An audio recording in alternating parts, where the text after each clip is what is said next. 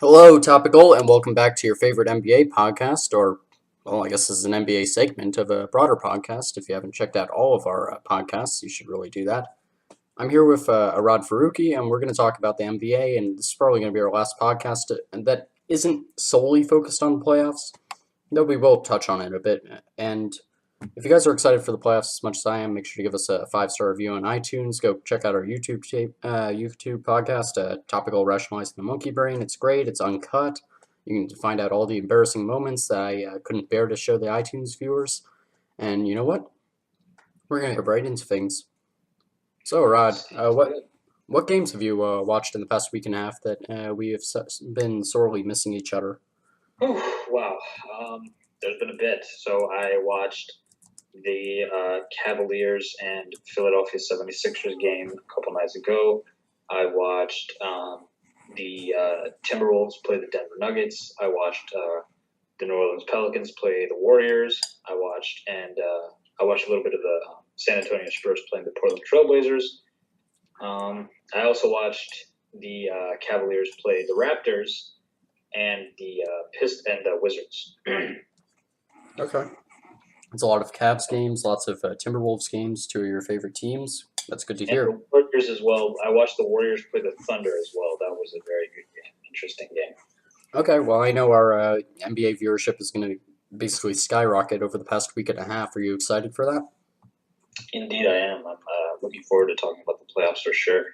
Gonna do my best to hold back on some of the stuff because to give us something to talk about on Friday. Yeah, definitely. And just so everyone is aware of our plans for right now, the plan is we're going to watch every single NBA playoff game. We're going to maybe like take a couple bullet points just so we don't forget, because literally in the first round alone, we're expecting, well, just based on my calculations, you got 8 playoff series, an average game length of 5.5, and that's assuming that 4-game sweeps happen as often as 7-game treadmill series, really, and that is not the case. So it's probably more than that, but if you just multiply 5.5 times 8, you get 11 times 4, 44 games. And that's in a stretch of like 2 weeks. So, yeah, we're going to be watching a lot of NBA. And Yep. it's going to be exciting. We might have to go with like a two-a-week schedule just so we can actually cover everything. We'll see how much we can get through in Friday. That is true. That is correct. Then we start on Saturday, correct? Yes. All right. Good. Sounds good. Yeah. And then just as an addendum, I think we're going to consider the Timberwolves Nuggets games part of the playoffs just because it is literally a play-in game for them. Yep, that's very true. Yeah, I'm sure you were planning on watching that anyways, though. It'll just be I now have to. Yes, definitely. Alright, well, that's exciting. So, let's see. Have the Cavs really turned it on defense, or are they still just coasting? They're doing much better. They held Toronto, a top 5 offensive team. They held them to 106 points. So that was fairly impressive. They also they held. Actually, that's probably about the only really impressive one. But for the most part, they have sort of ratcheted up, I guess. It's been a really long time since we've seen kind of like a 148 giving up 148 like they did against the Thunder. Yes. I think back in March or February or something like that. So there hasn't been anything like that, but for they just seem to be more engaged. I think they've still been battling some slight injuries. Tristan hasn't been fully in the lineup. Larry Nance Jr. hasn't been fully in the lineup. George Hill hasn't been fully in the lineup. Rodney Hood hasn't been fully in the lineup. So I guess they still haven't really figured out who's going to be covering who and what kind of matchups and what their best defensive scheme is. But an interesting addition I think they made was Tyronn Lue made the decision to start Jeff Green, and he's going to be starting for the entire playoffs. That's fantastic. So he has really helped their defense because he sort of gives them. He's actually very tall and he's much bigger than I think most people realize. He's about 6'9" to 6'10", and I think he has a pretty long wingspan. I would guess somewhere around 7 feet. So he's a pretty good defender, and he gives sort of some breathing room for LeBron because he's basically the same size as LeBron, and with this not as good of a defender, but the same type of defensive versatility. He can guard some bigger players, he can guard some smaller players on the wing. He's very athletic, he's pretty agile. So his addition to the starting lineup, I thought, was something that has really helped their defense, because I think for a majority of that game against the Raptors, the reason they played so well is because Jeff Green was he was guarding DeMar DeRozan into shooting some threes, which obviously DeRozan's not always comfortable with. And surprisingly, in that game, I can't remember whether or not George Hill played in that game, but for whatever reason, Kyle Lowry only had 5 points. So kind of seems to me. Since March, in the past few weeks, basically, I think in the past 2 or 3 weeks, Cleveland has beaten Toronto twice. So I think that sort of gives them some confidence. It gives it kind of sharpens the psychological edge that a lot of people think that LeBron has over the Raptors. Obviously since he's basically owned them since they broke out and won 56 games 2 years ago. I think in that span, I think Toronto has only beaten them, 4 times, playoffs and regular season combined. Oh, wow. It's in their last 17 games, LeBron and company have won 13 of the 17. And that might now be 14 of 18. So wow. Well, that's a crazy statistic right there, and I think that plays into something that all NBA analysts are trying to figure out right now is if the Raptors are the real deal or if they're the next 60-win Hawks. Like they're just going to make it to the conference finals and get wiped out by LeBron again. Yeah, it's a valid question. I personally believe that it was weird to me because originally they were on pace to win somewhere around 63 games. Now they're 59 and 22 right now. So assuming they win they'll win 60 games. But they've definitely fallen off and sort of come back down to earth in recent weeks. They lost to the Celtics, with no Kyrie Irving, who's now out for the playoffs. They dropped a couple games to some poorer teams. I think some of the lower seeded Western Conference teams. I think Utah's now, they're not lower seeded anymore, but at the time they were. I think they lost a game to Utah. They lost, and just some here or there games where they could have won, but just ended up not winning. So I think they lost to the Hornets. So I think maybe the Raptors are sort of at a point in the season where they probably thought that if they played, I think maybe what they were thinking was that if Cleveland, I basically feel as though they were probably realizing we could probably beat anyone in the East except Cleveland. So there's not that necessarily, but they probably fear Cleveland out of anyone, right? So they wouldn't be worrying too much about how many games they're winning or what seed they would, because ultimately they only have one team to worry about. And if they were going to get to the finals, which is their goal, they would have to go through Cleveland no matter what, regardless of what round it is. Because if you beat them in the second, if you face them in the second round versus facing them in the conference finals, it's really not going to be that much of a difference. So I think that they probably, and now that they've clinched the 1 seed, it really doesn't matter how many games they win because they're going to have home court advantage throughout the Eastern Conference playoffs.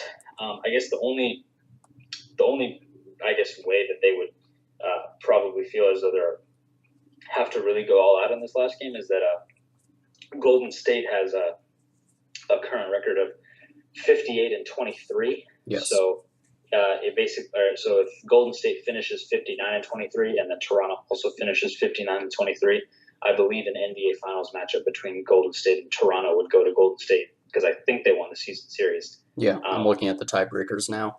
Yeah, I believe. Yeah, so I guess that would sort of be the only thing to worry about with them. But that's a long way away from right now. So I don't really think there's anything particularly to worry about with the Raptors, but I don't think there's not much to be excited about either. I think ultimately what will happen for them is they'll probably honestly, and depending on how the seeding goes, depending on tonight's game and tomorrow's game for Philadelphia, if Philadelphia winds up with the 4 seed and Joel Embiid is back healthy, I could see Philadelphia beating Toronto in the second round. But as it stands right now, I'm fairly confident Toronto would lose in the second round to Cleveland because Cleveland is currently the 4 seed. So either way, I think the way that it'll work is if Cleveland is the 3 seed, then Toronto has a chance of getting to the conference finals. But if Cleveland is the 4 seed, then I think Toronto should say goodbye to their season. Well, that's of course assuming that the Celtics don't get upset at this point, just with the rash of injuries they've had all of a sudden, with Marcus Smart being an ongoing concern, Kyrie Irving just being gone for the rest of the season, Gordon Hayward not coming back. It seems like they're at a real point where they have to worry about facing a team like the Bucks or even the Heat, and just worry, are they even going to make it out of the first round if that happens? Because if you look at their teams outside of that, you got Al Horford, maybe Yeah, a couple forwards. Like, just they don't have good options. basically the core that the Boston Celtics are relying on for the playoffs is Jalen Brown, Jason Tatum, and Al Horford, Yeah. and I guess Shane Larkin and like Marcus Morris. So, but what's interesting to me, Terry Rozier is a player who brings this to my attention is that Brad Stevens to me has now shown me in my viewership this season of the Celtics that he really is able to kind of like Mike D'Antoni whenever he gets a point guard who buys into his system of 7 seconds or less, shoot threes and layups, and we'll play pick and roll and isolation. Like so, he's been able to make Raymond Felton, Jeremy Lin, James Harden, Steve Nash. In the same way that he's been able to get all these point guards to succeed, I feel Brad Stevens is able to kind of do the same thing because Terry Rozier, all of a sudden, now that he's been implemented into Kyrie Irving's role as the number one scorer on the team, he's been playing phenomenally. There have been some joking memes comparing him to Michael Jordan because he has the exact same, their jump shot and free throw look exactly the same. He's been putting up some really good numbers. So I wouldn't be surprised if Boston loses in the first round simply because they don't have enough talent and they don't have a lot of experience because I guess Kyrie and Al Horford were kind of the only two people who really did. Yes. And now they would just be Al Horford, who's sort of, he's past his prime at this point. So if they lose, I won't be surprised. But at the same time, if they win, I believe I wouldn't be that surprised either because I do have a lot of confidence in Brad Stevens as a head coach, and because he's they're going to win probably 55 games, and the fact that Kyrie probably I think when it's all said and done at the end of the season, I think he'll have ended up missing somewhere close to 20 games. I'm not exactly sure on that, but regardless of I think Brad Stevens is sort of making a late push for the Coach of the Year award because Dwayne Casey has sort of fallen off. The Raptors have been losing a lot while the Celtics have been winning a lot more. Coach of the Year is a different discussion altogether because there's Quinn Snyder, Mike D'Antoni, Brad Stevens, Brown, and don't forget about our favorite Terry Stotts. Terry Stotts, of course, 3 seed in the West. Can't forget about that. Yeah. And it is an interesting point that the Celtics don't have a lot of playoff experience outside of Kyrie Irving, who's now gone, and Al Horford. But it seems like the story for the Eastern Conference right now, heading into the playoffs, is just not having a lot of playoff experience. If you look at the teams that really do have playoff experience, you're talking about the Raptors and the Cavs and maybe the Wizards. And that's pretty much it. Like the Pacers, they have no playoff experience basically, aside from being an 8 seed once in a while. You got the Bucks, they're used to just first round exits. You got the 76ers, who are literally making history for their top 4 players having literally no playoff experience. So, and like the JJ Redick really having the most on the team. So it's a good point that like the Celtics are going to be suffering in that, but at the very least they will have plenty of company in their misery. Yeah, that is true. The Eastern Conference, I think, is at this point it's really just a matter of to me. Honestly, the way that I've been watching the NBA the last few weeks, it honestly feels like it's Cleveland or Philadelphia. Like I don't see Toronto making the NBA Finals, and I don't see Boston making the NBA Finals. And I guess you can never really count out the Warriors because they don't have Steph Curry, but it doesn't really look like they're going to be making the finals either this year. But that's very surprising to say, obviously, given how things looked coming into the season. That would be interesting to see. And I'm so fascinated to see how the Jazz look in the playoffs because right now they've just been on an absolute tear for the entire second half of the season. And like Gobert's been amazing, and they've had awesome scoring, and like their scheme is holding up really well. I'm really curious to see how it first of all looks in the playoffs, and second of all how it fares against a team. Well, I can't even predict playoff matches at this point. You got anyone from the Pelicans, the Spurs, the Thunder, or even the Timberwolves at this point that they could be playing. But all at least for 5 through 7 seeds, those are all teams that like to grind it out as well. So it'd be really interesting to see how they match up against them. And I really would love to see a matchup between the Jazz and the Warriors, even though at this point I almost feel like the Jazz would be a favorite in that matchup. That's for sure. Also, if you don't mind, at some point, I would love to discuss with you, whether it's today or next podcast, I would like to hear your thoughts on whether or not you think Donovan Mitchell's rookie season is getting a little bit too much praise, because I've started to believe that no one is really looking at how poorly they played before Rudy Gobert re-entered the lineup, and I feel like a lot of their success is like obviously Donovan Mitchell's been amazing as the leader of their offense in terms of scoring, but I feel like he's getting a little bit too much praise because obviously you have a great playmaker in Ricky Rubio making a lot of plays for him, and then you have Rudy Gobert, who's probably going to be the defensive player of the year, unless of course they take it away from him for not having played enough games. But I feel like the Utah in general deserves a lot of credit rather than just Donovan Mitchell. So I feel like they have a Coach of the Year candidate, Defensive Player of the Year candidate. They have a good playmaker. They have good shooters. So that's just something that maybe we can discuss later on. Yeah, and just to preview that, because I think if we get through the playoff matchups too quickly in Friday's recording, where we're literally just going to go through every single matchup that's in the playoffs, what we predict, like the players to watch for, the players that are underperforming, and just like the team's expectations, regardless if they win in the playoffs or not.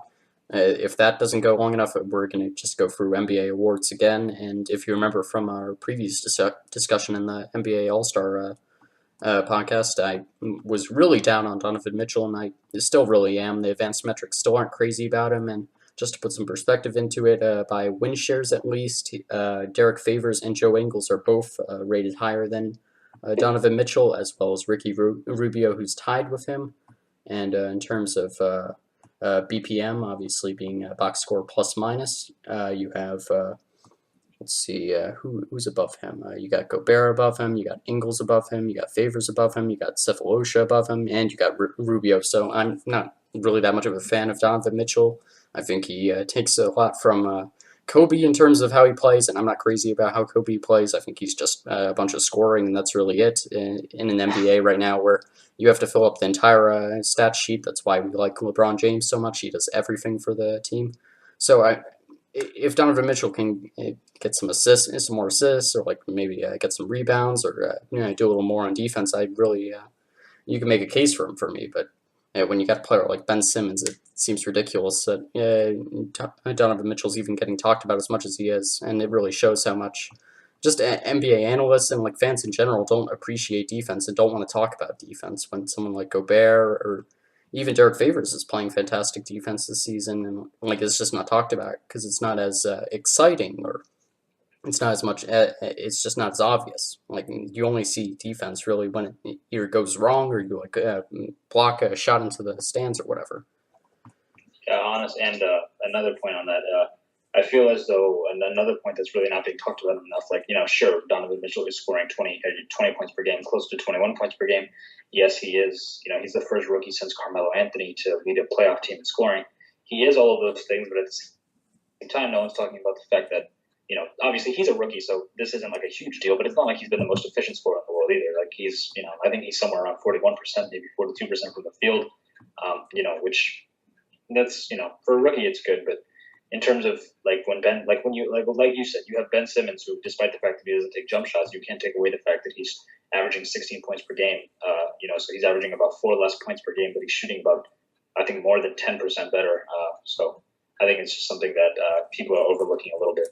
Yeah, and like if you look at his assist to turnover, he's got about a 1.3, and I'm trying to pull up Chris Paul's right now. Obviously, he leads the league, but I just want to see the exact number so I can have some method of comparison. Chris Paul leads the league?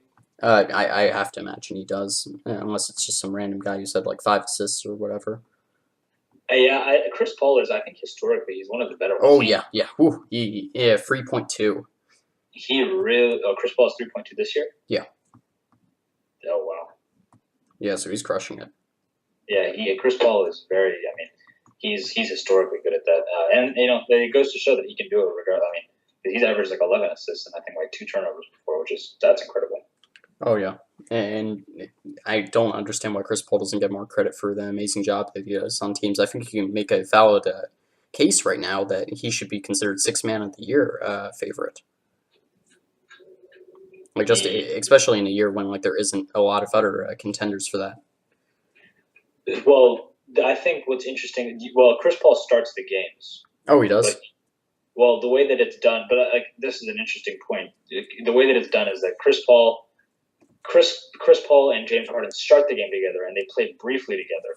But then, after a couple minutes, he takes Chris Paul out, and then he lets James Harden run alone, and then he takes James Harden out, and then he lets Chris Paul. But they don't basically what's interesting about Houston, and which makes them so interesting, is that Chris Paul and James Harden don't necessarily play together; they just take turns, really. Okay. Well, that's what I get So, for not watching the but games. what's interesting is what I think is interesting is, do you necessarily have to come off the bench at the start of a game to be the best bench player in the league? You know what I mean? Because, like, for example, like in 2012 when James Harden was the sixth man of the year, like he was playing 33 minutes, but he won the award because he would not have won the award if he wasn't playing that many minutes, because he was playing starter minutes, but he was, just because he started the games off the bench, he was able to win the award. So I feel like criteria maybe for it should be a little bit different. Like maybe you should maybe put like a cap on how many minutes you can play. Like, you know what I mean? Because like if like the way that it would be done is like if Tyronn Lue just chose to bring LeBron into the game after 1 minute of action and he just plays the rest of the game, then he would win six man of the year. Yeah. So maybe you could have a point in terms of like Chris Paul is the best, like he's the best player who plays the best when he comes off the bench, which I guess you could make an argument is more of what six men of the year is about. Yeah, and I do appreciate you trying to save my face for not knowing that Chris Paul started the games. I actually thought he came off the bench like 2 minutes in, like the LeBron argument you were mentioning. But No, yeah, no, obviously not. But yeah, like that'd be an interesting thing if you just had go like to the best player in the league who averages less than like 24 minutes a game or something. But I think that would kind of defeat the purpose of the six man of the year, and at that point, you should just make a different award. yeah, I mean, I feel like six man of the year is kind of it's a weird award anyway, because I mean you can really sort of tailor it to however you want, because if you just chose to start a bench, if you just chose to move a star player to the bench, you would win the award every year. Yeah. But so Yeah, so that's six man of the year. Obviously, the Rockets are still playing incredible. I think we've addressed them in almost every podcast so far, so I think we can save the audience's ears from that one. Let's see. Have you seen anything in the Trailblazers games that have shown why they're on a losing streak, or is it just they're cooling off from that incredible run they were on? I think they're cooling off, but I think also at the same time they're sort of realizing that, I mean, they will either be 3 or 4, and it doesn't matter which one they are, because if they're 3, then they'll play 6 in the first round. Like I mean, I guess if you're the 3 seed, the only advantage you would have is that you might be able to play a rusty Steph Curry in the second round. But given how second round matchups have went for Portland versus Golden State in the past, namely 2016 when Steph Curry was coming off an injury, Yes. the same injury, I feel like it would just be a little bit too close.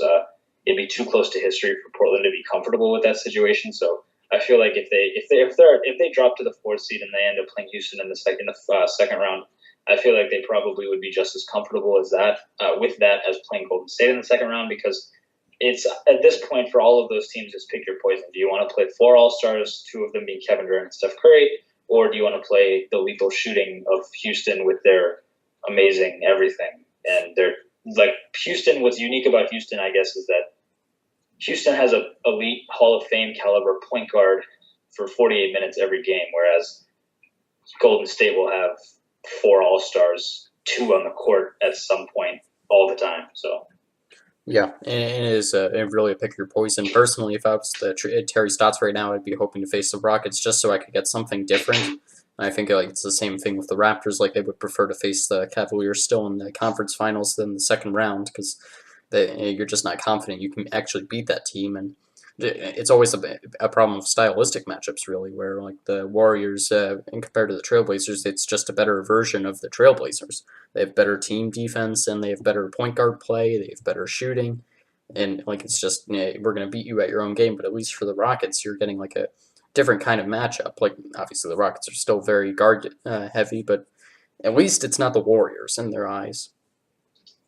yeah, I mean, they've played them the last 2 years in the playoffs. They played them in 2016 in the second round, and they played them last year in the first round. And the totals of the series have been 8 wins for Golden State and 1 win for Portland. So, Oh my god. No, yeah. not that. I don't know if you just saw this breaking news. Apparently, Dirk's coming back next year. Oh, good. That's always good news. My favorite player. Yeah, look at that. Huh. I think it's weird. I don't really see why he's still playing, but because like I would understand it if he was playing on a team that's like like if he was playing on like Utah or not Utah, if he was playing on like Denver, right, and like they're really close to making the playoffs, and he wanted to see maybe where they could go next year, that'd be a good idea. But I mean, Dallas is not going anywhere, so I don't really even see the point of him playing. Yeah, I agree. Especially coming off of an injury, it seems like his health is only going to deteriorate from here, and he's only going to become a worse player. And it's not like the Mavericks are going to get any better. Maybe Mark Cuban gave him like a pitch where he's like, "Oh, this was just a 1 year tank, like he's been saying all year, and we're going to make a playoff push next year." But I mean, who on earth is going to fall out of the Western Conference playoff picture? I think honestly, the reason I feel like the only real reason that it could be is I feel like he probably wants to own the record for most years played with a single franchise. That's probably what it is. I feel Oh yeah, that's right. because That's right. because Yeah. currently Kobe Bryant holds the lead. They're tied right now with 20, but next year Dirk would he would be in solo lead with 21 years with the Mavericks. So he'll probably retire after next year. That'll probably be it.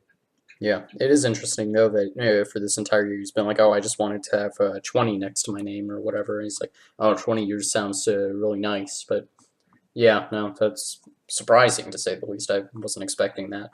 The only thing that I would refute about it is I really don't want to see his career statistics go down because they're already not like like at the end of his career, like when people look back on his statistics, they'll show worse numbers than the player that he actually was. He was actually a much. I feel like Vince Carter is also doing that to himself in a way. Like the longer they play, like because unless you're LeBron and you're able to be so good late into your career, you're really not going to be helping your numbers. Same thing with Kobe Bryant. Like if Kobe Bryant had retired in 2013 or 2014 instead of 2016, he wouldn't have had those 2 years where he dropped down the statistics. And I think Dirk has been doing that since probably about 2014 now as well. So, or actually not really. He averaged 18 points per game a couple years ago. So for the past 2-3 years, he's been doing it. But regardless, I mean, it is what it is. At the end of the day, there are always going to be people who remember, who will try and convince people that he was really good, but his statistics probably won't bear it out.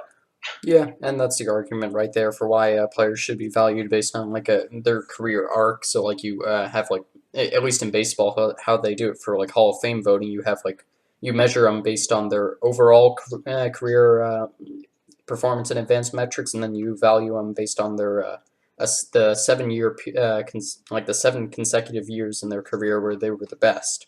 So like for Yeah, someone like Dirk, that would boost him up a bunch, and then you would also have the career numbers, and you could look at them separately instead of just having the career numbers and be like, oh well, maybe he wasn't that good in his peak. yeah. I mean, Dirk is. I mean, he's a very interesting case. I feel like because, in my opinion, in my personal opinion, he's the fourth best power forward of all time. There'd be ahead of him. I would put Tim Duncan, obviously, Kevin Garnett, Karl Malone, and then him.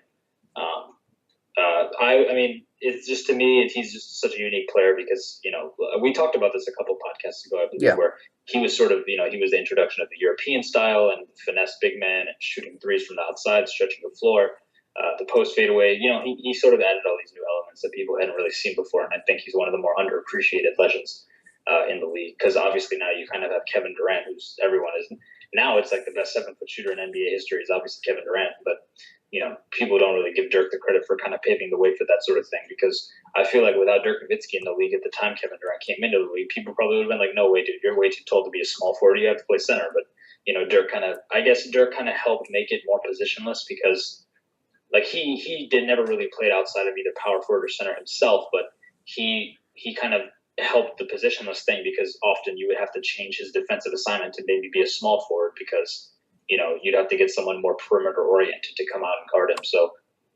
before obviously Steph Curry's revolution with the 3 point shot took place, I think Dirk should be given some credit for what he did.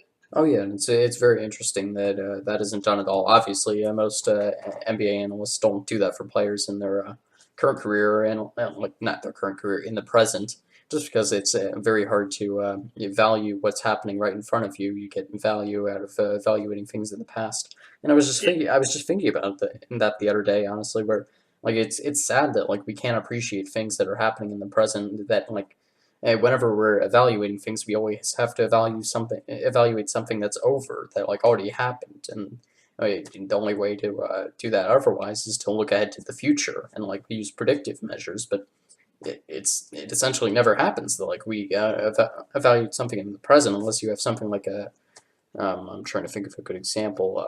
Devin Booker going off for like 70 points, then you can start to appreciate it. But then obviously you're missing the 50 points before they started the countdown. yeah, exactly. I mean, exactly. Like I understand what you're saying. I feel like one of the I would probably say the only two things I think that are really appreciated that are still really current like, I think people are starting to now appreciate LeBron's longevity because of how well he's been playing in season 15. That's probably one thing.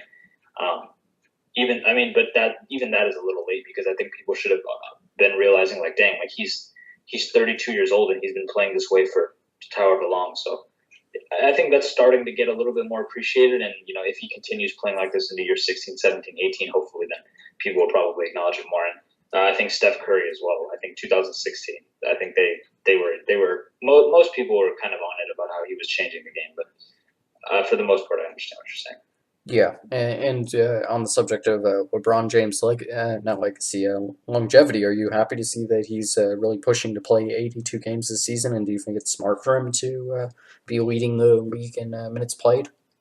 I really don't understand why. I really don't understand why he wants to. To me, it kind of seems like, what's the point? Because he's never done it before, and it's never really been an issue that he hasn't before.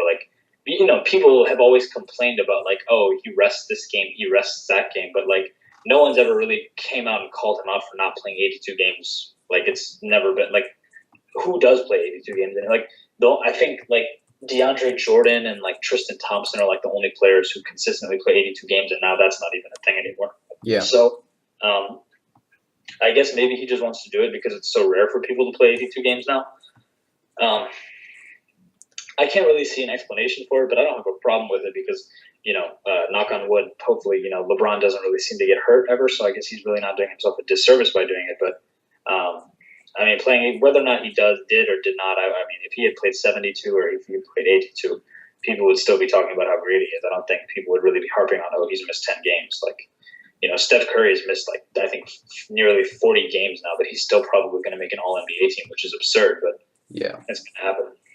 And I'm actually just looking through his basketball reference page right now, and I was amazed to see that this season his 37.2 minutes per game is actually the third worst in his career, unbelievably. And this really speaks to how many minutes he plays this season. Even his worst is 35.6, which was 2 years ago, and he has for his career highs. In his third year in the NBA, he was averaging 42.5 minutes per game over 79 games. 43, yeah. It's absurd. The fact that he was doing, I doubt that there's a player who averaged close to 43 minutes per game in the third season and was still averaging 40 or 37 minutes in their 15th season. Yeah. Another interesting thing, I heard this today about LeBron's longevity. I think this goes to speak on it too. Six players who were on the Miami Heat's roster the last game that LeBron played in Miami, so in 2014, 6 players on the roster, it was their last game in the NBA. Wow.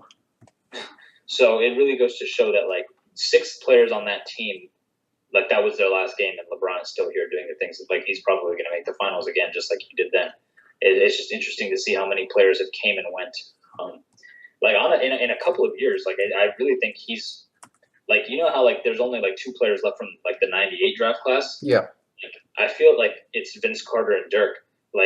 All these players from the 2000, 2001, all these guys are probably pretty close to being out the door. Melo seems pretty washed up. D-Wade doesn't seem this he's good, but he probably won't play 20 years or anything. There's Tyson Chandler's kind of just doing nothing with his career right now. Then there's Pau Gasol, who's pretty old now. Those are all the players who came in around the same time as him or before him. And I just think it's interesting to look at the 2003 draft class and realize that the 2 best players from that draft class are now Kyle Korver and LeBron. Debatably, obviously, whether or not you think Kyle Korver is actually better than D-Wade, which he's not really from a talent perspective, but in terms of effectiveness, I guess you could argue it. But yeah. Whatever that it's just something interesting to see, I guess. But that's an interesting dynamic to me how Kyle Korver and LeBron are on the same team, and the only reasons for it are that Kyle Korver has a literally a timeless game because all he has to do is catch the ball and shoot the ball, and obviously LeBron's been able to do this with his athleticism and all that. Yeah, and just as a reminder for how far back 2003 was, for some perspective, Udonis Haslem, one of the players who amazingly hasn't retired yet from that team, he was drafted in 2002, actually. Yeah, that's insane. I saw a highlight of him this past week, or not even a highlight. He made a free throw and then he shushed the crowd. That that's a highlight for him. For him, yeah, it was a highlight. Like the fact that he was still like on, like the fact that he was being shown on social media was shocking to me. I was like, Udonis Haslam still like he's one of like why is he still playing? Like Yeah. Kendrick Perkins is now playing again. He was Yeah, in the you're D now League. playing for the Cavs. Huh? Now Yeah, playing, yeah. yeah. 3 players from the '03 draft class play on Cleveland. Yeah, it seems like they can't get over adding veterans. I would have thought they'd learned their lesson over free agency and eventually pushing them all out the door at the trade block, but it looks like they're starting to bring them back. I think the only reason for Kendrick Perkins being on the roster, however, is that I think he can give, I guess, sort of just some locker room presence to the younger guys because he played on that championship team for the Celtics in 2008, and he's 33 years old, so he can, I guess, kind of give them some guidance about the playoffs because he has played in the playoffs a lot, but I don't think he's going to be getting any minutes ever. No, let's hope not. Hopefully it'll just be like who was the guy who made like James Jones. yes, James Jones. Hopefully yes, one of those LeBron's ones. running mate for the longest time for no reason. Yeah, now he's crying on the Suns or wherever. Yeah. Gonna get the lottery pick. Definitely. They have the best odds for number 1. Yeah, and they're like 2 games worse than anyone else in the NBA right now. Yep. Speaking of player ages that I found really surprising, apparently Lance Stevenson is only 27 years old. Yeah, I knew that actually. Lance Stevenson, when he was famous for blowing in LeBron's ear, was like he was like a young up and coming NBA player. Like he was like 23, Yeah. 24. No, I can't believe that. Yeah, he's quite young. I think it's interesting to look at players like that because I feel like I always either expect players to be much older or not much older, but significant, like a little bit older, or a little bit younger than they were. Like Chris Paul is still, I think, only 31 or 32. Like the way people talk about him, you'd think he's like 34 or 35 or something. Yeah.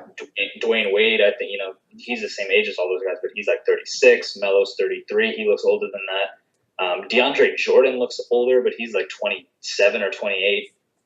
Steph Curry's 30. He does not look 30, I don't think. Oh, Still looks yeah, he looks late like 20s. playing like 26. Yeah. Something. So. And that's a fascinating thing about the NBA. If you actually play well, you can have a really long career. And like that's a really nice thing about the sport when you compare it to something like the NFL, where like you play really well and like you still only have like a 10-year career. Or like, well, hockey's different. Like hockey, you play forever. Or even baseball, where like you have like a 5-year career and like everyone's just getting shuffled in and out all the time. In basketball, yeah, like you see a ton of these veterans that are playing forever, and I'd be curious to see the average tenure of like an NBA player because it doesn't seem like there's too many of those guys that are just and like the 12th man on the bench and then like they're in and out. But I guess you wouldn't really remember them anyways.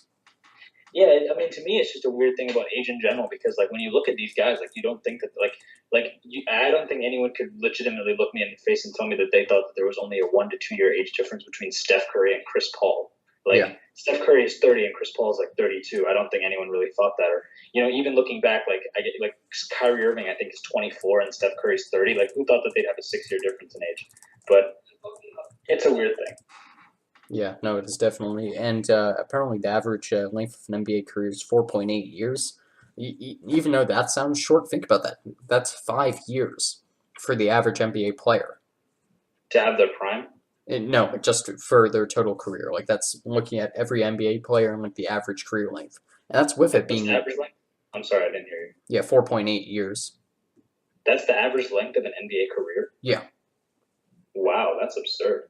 Yeah, like that's really good, especially when you consider that like the majority of players are going to be washed out. So like that's going to be weighing it down heavily. So if you just looked at it like as an interquartile range, obviously I can't pull that up right now, but I would have to imagine it'd be way higher. Yeah, and then obviously you also have the people weighing it down because like there are players who only play for a small number of years because they don't make it or they have some sort of injury or whatever. Like basically the entire Memphis Grizzlies team right now. Yeah. Yeah, they really fell off. Oh my gosh. Yeah, I still can't believe that. I wonder if Fizdale could have held it together a little more, but it seems like the ownership is falling apart at this point. They need to make some really big. That team, I honestly don't even think should be a franchise in the NBA. Ooh, that's harsh. Why do you think that? I mean, just because like there's no hope in them attracting free agents. They don't have it. Like they've won way too much in recent years to get any real talent. Now they finally will this year, but they better get someone good in the draft, and they better sell him really well. They better get him to buy in completely.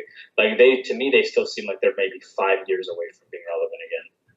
Yeah, and that's the bizarre thing now. Like they were able to hang on so long, and I am curious as well if they start having players leave for free agency. It doesn't seem like it because they have such a great just a great culture. But who would have thought that someone like Zebo would leave? Someone like who Vince else? Carter. Yeah, Vince Carter, Jeff Green, Tony. Gasol was on the trading block Yeah, earlier like in the year. Gasol, he seems like a prime candidate to get shipped off or whatever. Like, Conley, but the thing is, Conley is there for 4 more years. no, It's not. he's perfectly happy getting the max contract. Yeah, I just hopefully they can get him. Maybe if they can get him a ready to play NBA player with a good pick in the draft, maybe we'll see a turnaround. But at this point, the problem now isn't even about the fact. It's not even about that. The problem now is the West. Like, who are you going to take out of the playoffs next year? Minnesota's going to make it next year. Denver will be a year better. Utah will be a year better. Portland will be. I mean, Portland maybe they might fall off because they might realize that this whole thing with them isn't really working. I mean, somebody's got to. Somebody's going to have to, but I don't see the race in the West getting any easier next year, unless, of course, there's some bombshell and Durant chooses not to opt into his deal with the Warriors or something like that. Yeah, but be it as it may, it seems like at least comparing playoff standings from this year to last year, it seems like it was pretty obvious like who was going to fall off. Like it was the Clippers this year that fell off, and they made room for the Timberwolves within the playoffs, and that was the only real change. Obviously, you had the Grizzlies just falling completely apart, but obviously they had an aging core, so like you could expect that to some point. But you have to wonder if a team like the Spurs are just going to fall apart completely unless Kawhi can bring a turnaround. If the Thunder are just not going to get things together, because it seems like, frankly, Paul George is having a career year, and then like that's not going to happen again. And then you have Russell Westbrook, who's playing his usual self. Who knows if he's going to start feeling the effects of his intense play? And Carmelo Anthony's not getting any better. Yeah, I mean, Russell Westbrook, to me, he's an interesting point. I really feel like at any point, Russell Westbrook's career could be done. Like, he just puts so much wear on his body. He's constantly jumping through the air, constantly dunking. His entire game is predicated on athleticism. I just feel like once that starts to go, there's going to be a real problem because even the way that he passes the ball, like, he jumps into the air before he makes all of his passes. Like, he makes errant passes. He doesn't make smart passes. So, Russell Westbrook, unless he is able to get LeBron's secret as to how he's able to remain so athletic, Russell Westbrook's really going to have some issues.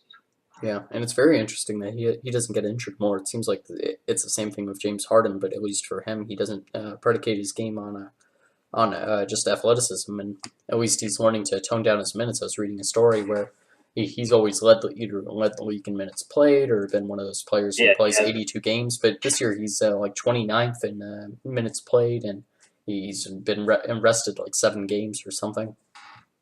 Oh, he had a slight injury. It wasn't really rest, but yeah, I get what you're saying. Yeah. And yeah, it wasn't like a real injury. It was like, well, I don't want to say not a real injury. It was like a hamstring pull. Like it was like he was okay. But I think the addition of Chris Paul really helped him bring his minutes down because he doesn't have to do nearly as much because Chris Paul can literally just do everything that he does.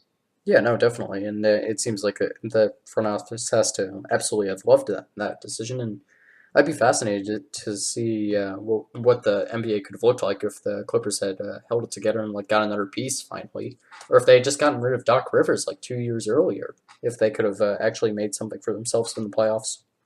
See, I know I doubt that you're a Carmelo Anthony fan, but no. I think I'm sure you're not. But this was an interesting thing when I heard it because the missing piece that the Clippers were always that they never had a good small forward.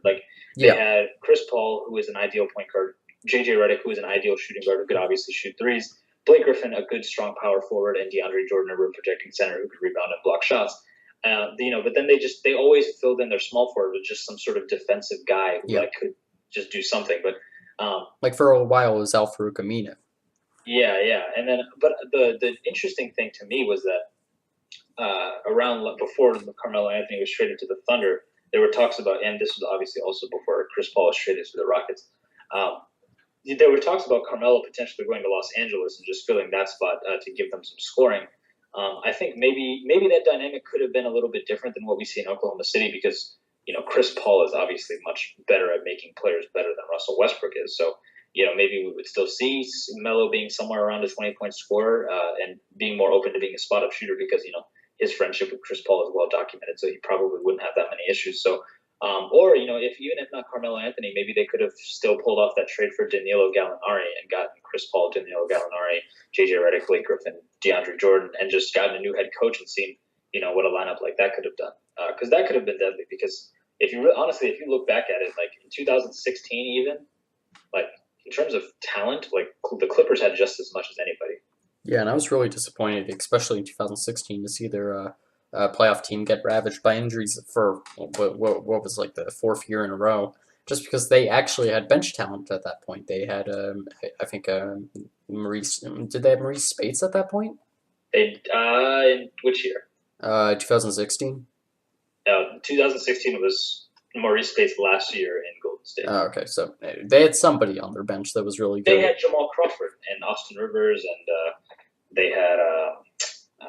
Yeah, I'll look up the roster. They had somebody. They had players. I mean, Jamal Crawford was the sixth man of the year in 2016. So yeah, not much defense, but yeah, like they could always count for offense off the bench, and that was a big thing for them. And obviously, they did end up getting Gallinari, and predictably, he's been injured. So like I don't know what you really expect from that, but yeah, like it's an interesting thing that the Clippers fell off, and it's really amazing the fact that they were even able to last as long as they did, and they can thank David Stern for that, obviously. But it's just nice to see a team like that has had like a long history of losing, but not necessarily a bad ownership to back it up. At least once they got rid of Donald Sterling, that is. Yeah, that's for sure. I mean, the Clippers they're just one of the they're the typical example of a team that just never met its full potential. It was just, I guess, it was a super team just on a smaller scale. Yeah. A failed one at that, though. Yeah, unfortunately, yeah. And it seems like we're in a bit of a super team era. I know everyone says that, and like it seems like what's really driving that, honestly, is just the NBA is more talented now than it's ever been. And like honestly, I completely agree with you. I don't really think that it's as much of having a super team as it is that everyone has good play. Like if you really like think about it, like it just kind of depends. Like, do you consider a super team a team with 2 stars or 3? Like, yeah, because like if you consider it as 2, then there's like literally almost every team is, or not literally almost every, but like half the teams are super teams if you think it's 2. Yeah, and then if you think it's 3, then I guess it's strange, but yeah, because you got to discredit someone like the Rockets because Clint Capella is not that guy. Yeah, exactly. He's no joke. Because I mean, it depends how you describe it, right? Because like if you describe it as being 3 or more All Stars, then the only legitimate super team that way would be Golden State. But I think what makes more of a super team is having 2 All Stars or 2 really good players, and then just having an amazing system. Because I feel like a system is kind of what makes a super team, rather because like Golden State super team is predicated on a system. Miami's was predicated on a pass-happy offense and a good defensive scheme system. The Rockets, obviously, this year they're winning so many games and they're predicated on a system. Toronto this year was able to win so many games because Dwayne Casey changed up their system. I think a system is kind of what drives making a super team rather than how much talent you have. And the reason my support for that would be like we've seen so many teams with a lot of talent before that just haven't lived up to full expectations, and that's I can't attribute that to anything other than the fact that the system was bad or the coaching was bad, because like Steve Nash, Kobe Bryant, Dwight Howard all played on the same team together, and with Pau Gasol as well. And they were all still relative, not all of them were the same player as they once were, but one moment, Ryan, I'm getting a call. Yeah, not a problem. Yeah. It is a good point that just the NBA, going back to my original point is what I mean. The NBA is unbelievably talented at this point, and it comes from the fact that we're finally getting a payoff for like how popular the NBA was in the 80s because of the Showtime Lakers and the Celtics rivalry that was present with them, and then the Michael Jordan era. So like we're finally seeing all those all those kids that grew up in that era finally starting to come into the NBA, and it's really incredible to see all the talent that's bearing fruit from that. Even if you look at even mediocre teams, you have fantastic talent on those teams. You have someone like the Hornets, who definitely aren't making the playoffs this year. They have great players as well. You can look at someone like Nicholas Batum. He's a great role player. You can look at Kemba Walker. He's a top 10 point guard in the NBA.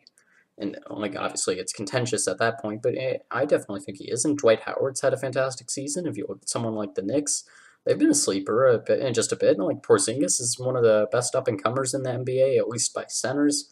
Kyle O'Quinn's been having a really under the radar season that nobody's aware of. Like he's really set himself up for a great free agency. And like even if you look at some of these teams that are just going for obviously lottery picks, you have someone like the Lakers. They have a great young core that's coming up, and like a talented young core at that. Obviously, they traded away some of it, but they still have enough to get 34 wins. That's not shabby. And then you That look is true. and then you look at someone like the Suns, like even the Suns, the 20-win Suns, the Suns that are going to have the first pick in the draft probably, if the odds obviously go their way.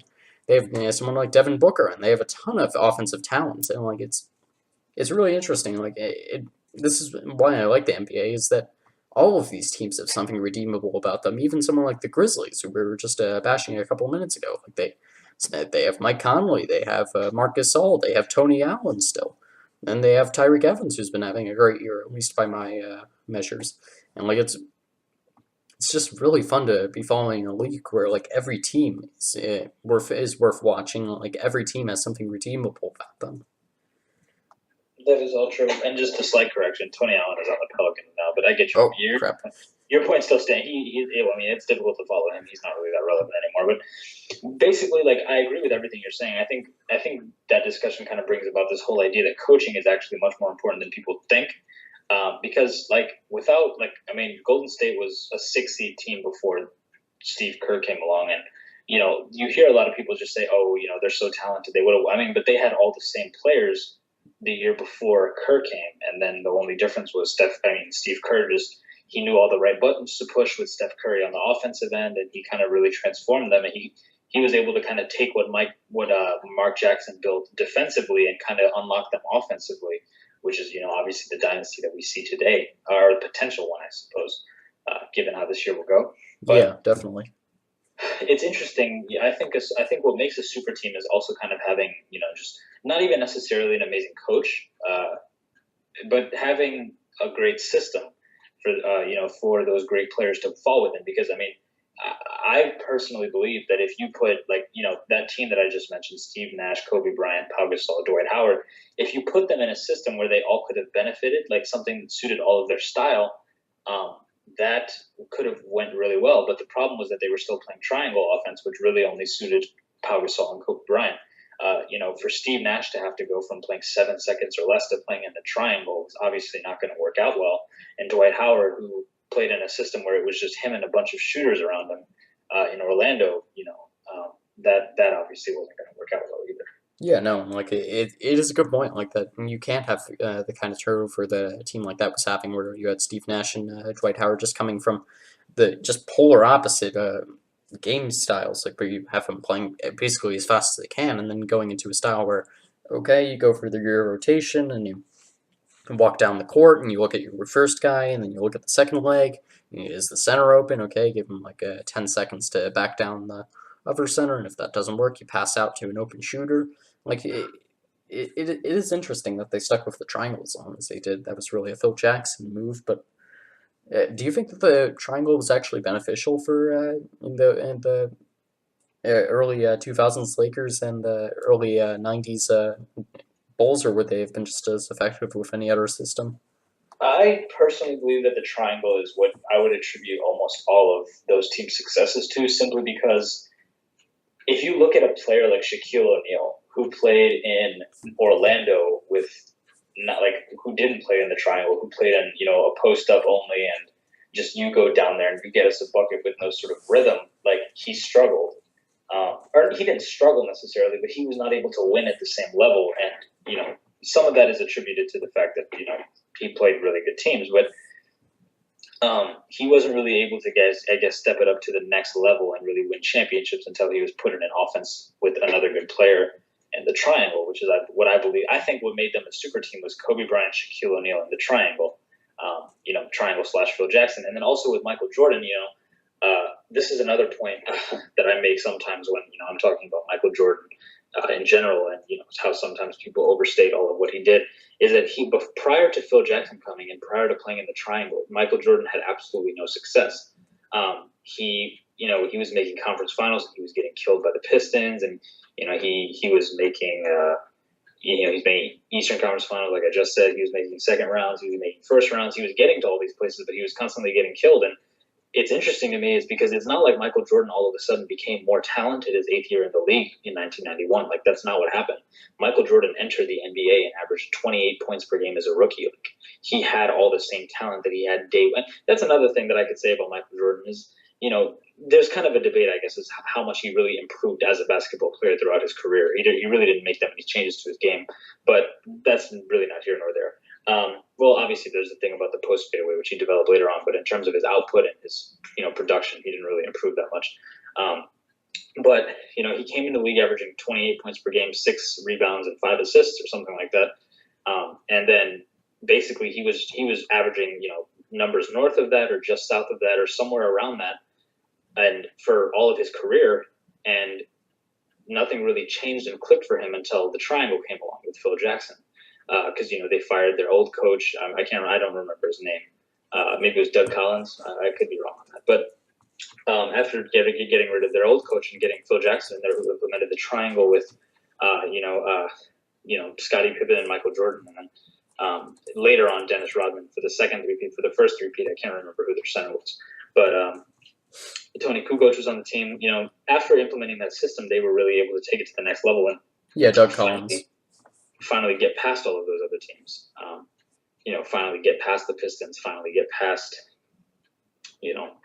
whatever other teams are in the East at the time. I think maybe the Celtics were probably dwindling at that point, but still. Yeah, and I'm trying to pull up right now who their center was for that. It looks like it was Luke Longley, maybe, or was he later on? Well? No, he was later on. It looks like it was actually Bill Cartwright. Oh yeah, Bill Cartwright. Yeah, he was on the team. And Horace Grant, I think, was later on as well. Yeah, he was more of a forward. Yeah. That's true.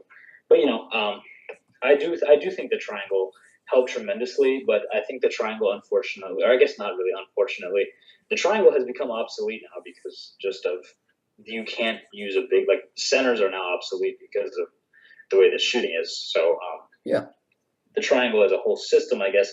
I think it would be interesting if maybe there was a coach who could maybe do like a modern twist on the triangle and kind of, rather than having than what you were saying, where like maybe you could do like a backwards triangle where like you play a certain way inside, and then rather than kicking it in, you kick it out to a shooter. So, maybe a coach could try and do something and play with that a little bit, like a reverse kind of like working it backwards. So it goes, because, the triangle went from outside to in. Maybe he could, maybe a new coach could try and do inside to out, since that is how the game is played now.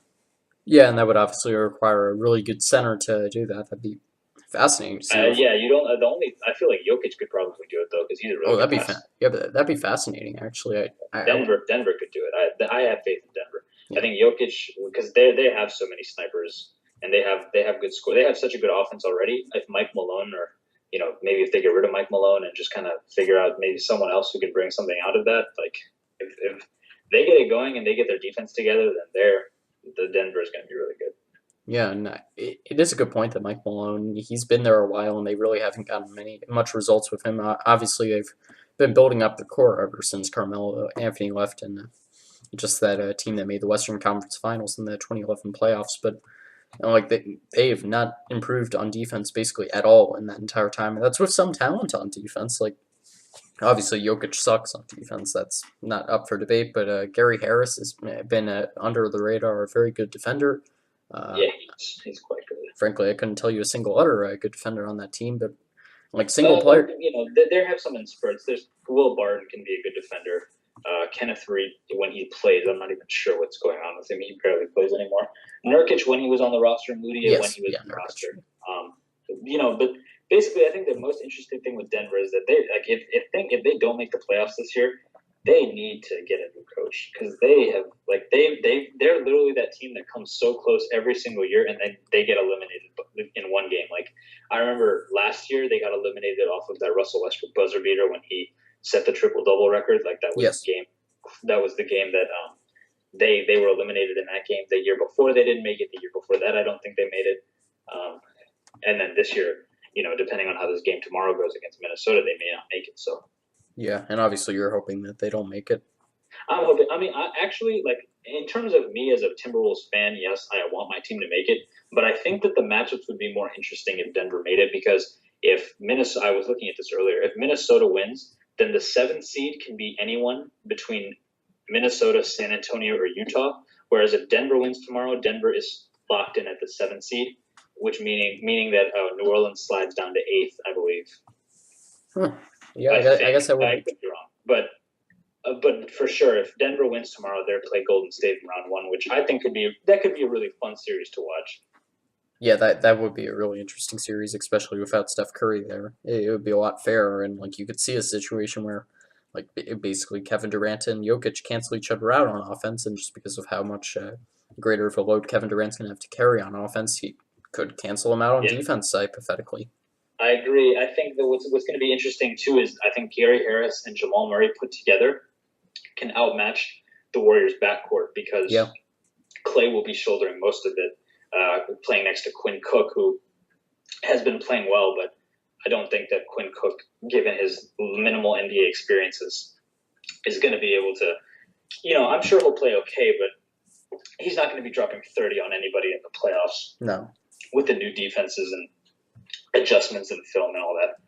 Yeah. I don't think any of that is going to happen. So that would be an interesting series.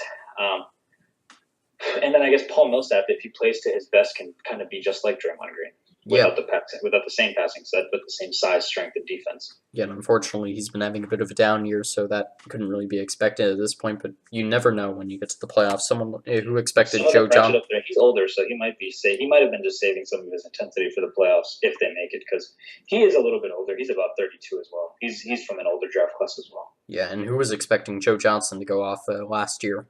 Like the same situation. Yeah, Joe Johnson won a playoff game for the Jazz single-handedly. Yeah, that was incredible.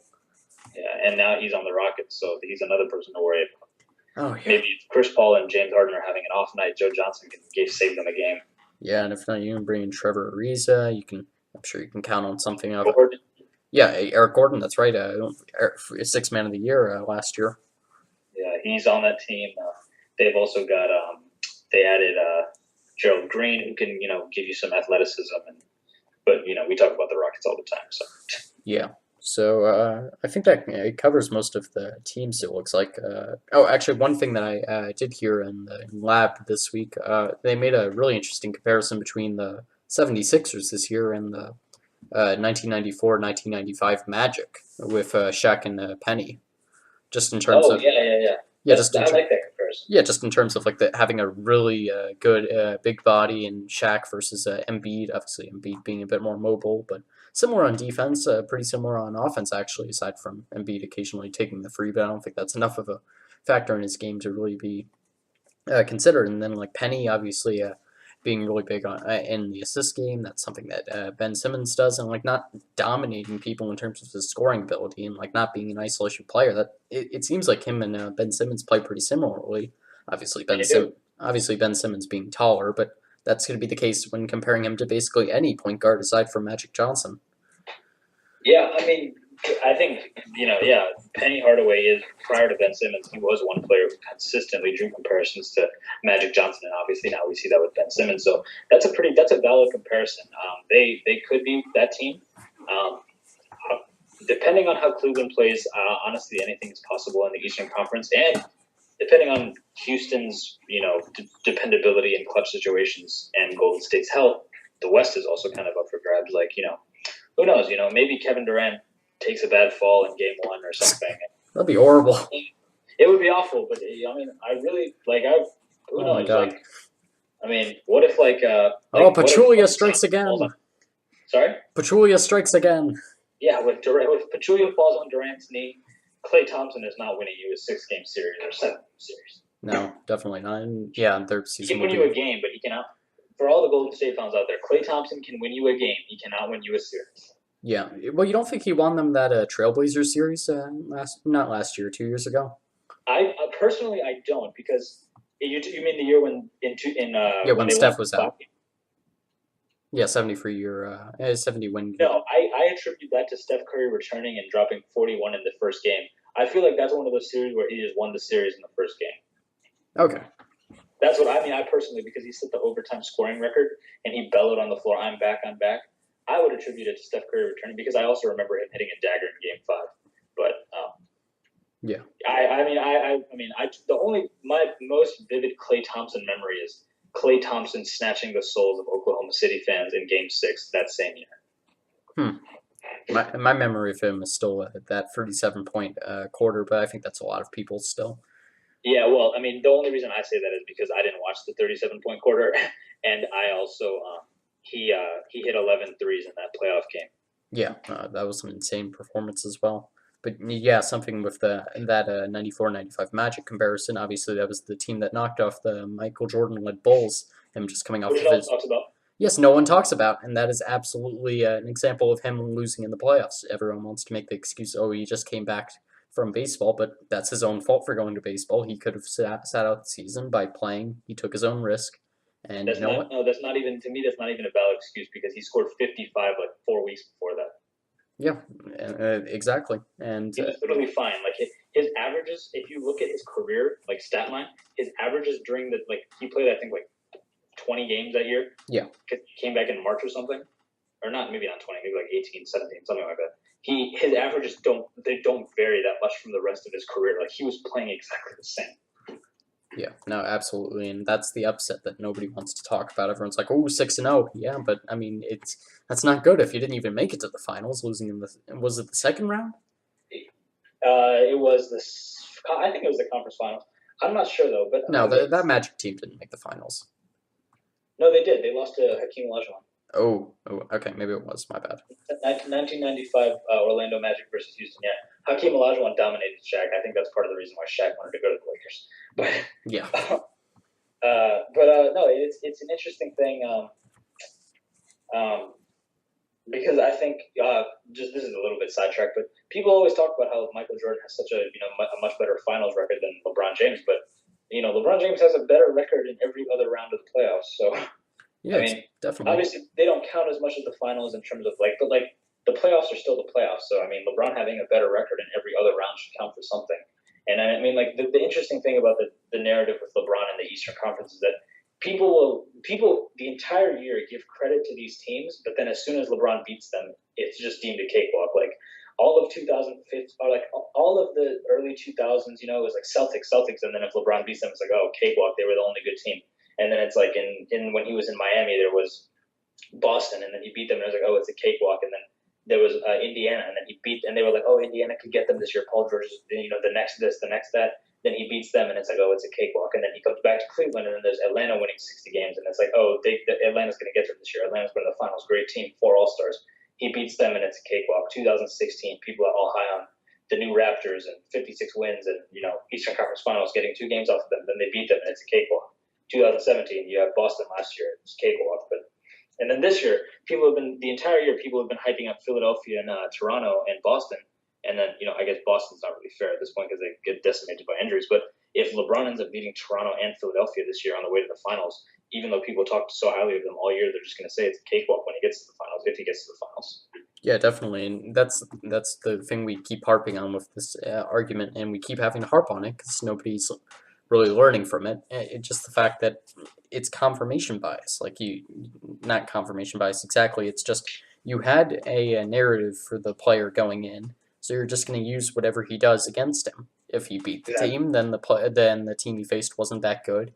If he lost to the team, then LeBron wasn't very good, and it's just you can't. It's a lose-lose situation, and it's just why bother? Like if you want to have that conversation at the end of his career, then do it then when you can't appreciate his great play. It goes back to what we were talking about earlier with appreciating things in the present. It's fun to bash players, but at a certain point, you're just not being fair to their career, and then you're just wasting your time, and you're just wasting the player's greatness on you. He's performing that well, and in a lot of ways, sports is entertainment. And the fact that you are getting either so angry about it, or you're just it's just the whole argument. It really annoys me, and I keep trying to have Zach Sherman on because I want to have that discussion with him. I already know how it's going to end. It's just he doesn't look like a superstar, so he's not a superstar, but I still want to have the conversation. Yeah, I mean, I think the interesting thing is like Skip Bayless, for example, he does exactly what you just described. Where currently what he's been saying on TV these days is he's saying like the super highway is paved for LeBron James to cakewalk to his fourth ring, and he knows that's not true because his team is not that good. He knows that Toronto's gotten better. He knows Philadelphia is a real threat. He knows Boston is well coached. He knows that Houston or Golden State will be healthy when they get to the finals. But he's saying that what Skip is saying is Joel Embiid is hurt, so he should beat the Sixers. He owns Toronto psychologically, so he should beat Toronto. Golden State had Steph injured right now, so he should beat them. And Houston doesn't have enough talent to be better than him, so he should beat them because he's the best player in the world. But then he turns around and he says Kevin Durant's the best player in the world because he outplayed LeBron in the 2017 finals, which, I mean, there's some debate as to how you define outplayed because it's like 34, 10, and 12 versus 35, 5, and 6, which is, like you're splitting hairs. It's really, I think an interesting point about the 2017 finals for anyone who wants to refute that is that in the minutes that LeBron James was on the court, they won the series, but when he was off the court, they got outscored by so much that they lost. Like, he really couldn't even take a break in the final. Like, he really could not. Like, he was playing like 43 minutes, and in the 5 minutes that he was off the court, they would get outscored by like 15 points. Yeah. And like it would literally be like 15. It'd be absolutely ridiculous. Like I wish they did like more camera pans to him when he was on the bench. And he's just like sweating bullets, being like, "Oh God, this is more nerve wracking than being in the game." Yeah, like no, but actually, and 15 points is not an exaggeration. No, it's not. And another thing, since I know you really enjoy talking about defense. I read an article actually the other day about the difference, what really makes, how LeBron has this thing called playoff LeBron, where he kind of steps up his intensity. So I read an article that kind of discussed that playoff LeBron actually has nothing to do with his offense and is all about his defense, and that he goes basically year after year after year in the playoffs. He consistently transforms his team to being a top 3 defensive team in the playoffs. He individually becomes a top 5 defender in the playoffs, and he becomes far and away, like by far, he becomes individually like the best transition defender, and his team by far becomes the best transition defense in basketball because he constantly, like, even if he doesn't always get the chase down block, like, he's always contesting in transition because of his athleticism, his speed, his ability to even if you have a head start where LeBron is athletic enough and fast enough and quick enough to get to and bother your shot. So I think last year was the statistic is that in the regular season, Cleveland I think was like 18th, or they were somewhere in the bottom, like lower half of the league in transition defense. But then in the playoffs, they were number 1 because LeBron himself improved his defensive win shares in transition by like a huge margin. So I think it's going to be an interesting thing this year for Cleveland because the talking point this year has never been worry about their offense. It's always been about their defense. Yeah. So I think it's interesting to see how LeBron is going to, if he's able to step up his defensive, ability in the way that he has been. And I personally believe he's able to because, he hasn't shown any waning in athleticism. He looks just as good as he did last year. So if he was able to do that last year, I don't see why he wouldn't be able to do it this year. Yeah, and again, it doesn't seem like it's going to be the first 2 rounds that are the problem for him, even though those are going to be harder than they have been in years past. It's just going to be, can he keep it up for the conference finals? Can he keep it up for the finals? Is he going to hit a wall with playing 82 games?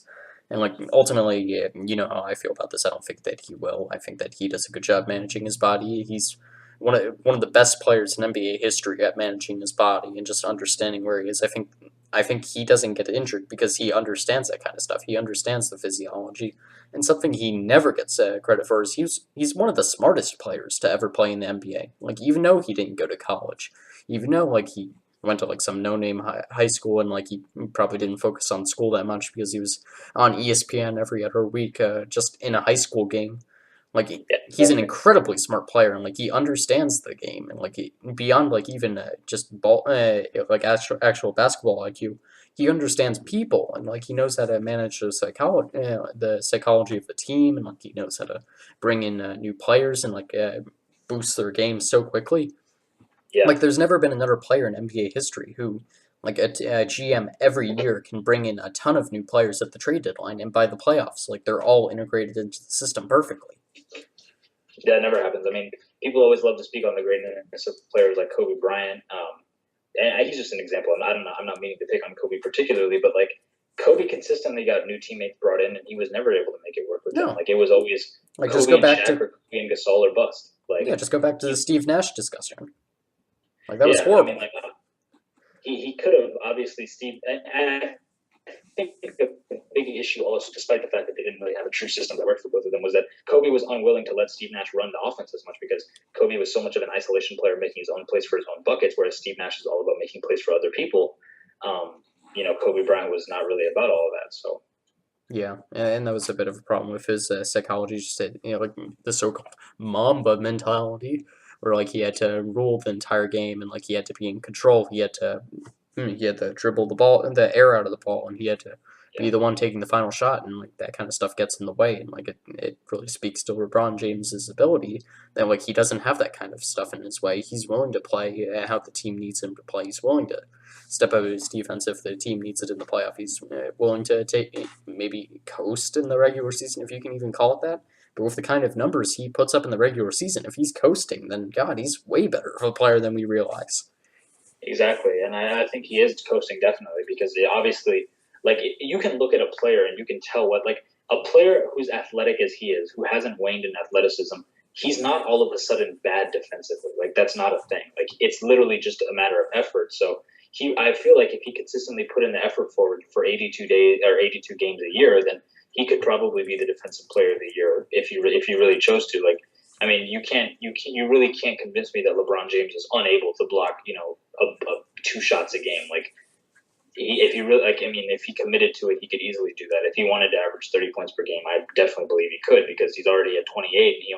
And he takes like in terms of field goals attempted, he's like I think eighth or ninth or something, but in scoring he's third. So obviously, if he moved up his shot attempts to maybe fifth or sixth, he could be the leading scorer multiple years in a row. But another interesting point about LeBron James' intelligence, not just now that we're on that subject, I think this is a very interesting point. A lot of people point, when they point to LeBron's shortcomings, they point to like specific moments, right? Like they point to like, they point to the how he missed the shot and then Ray Allen had to bail him out, and then they point to the game in Boston in 2010 where he didn't play well, and Yeah, or like the they Mavs point to series. yeah. So I mean the more recent one is how in Game 3 of the NBA Finals this year how Kevin Durant shot that three and Yeah. he made it in his face. So I was listening to an NBA coach, Earl Watson. He coached the Suns, and even though the Suns aren't good, obviously you have to respect an NBA Yeah. coach for the knowledge of the game because they're able to get that job, and there are only 30 of those available. Absolutely. So Earl Watson basically was speaking on this, and he said that look, Kevin, like when you analyze, and maybe I'm giving LeBron a little bit too much credit, but I really don't think I am. Earl Watson said that like analytically, like when you watch film, right? It's like a known fact, like for guarding Kevin Durant, like it's one of these known things that on the left wing, after he crosses half court, Kevin Durant is always either he's one dribble away from a pull up three on the left wing, or he's two dribbles away from being at the rim. So Earl Watson says that what LeBron did there was he was choosing whether or not he was going to give up. Was he going to give up the one dribble and make Kevin Durant shoot the three, or was he going to give up two dribbles and contest Durant at the rim?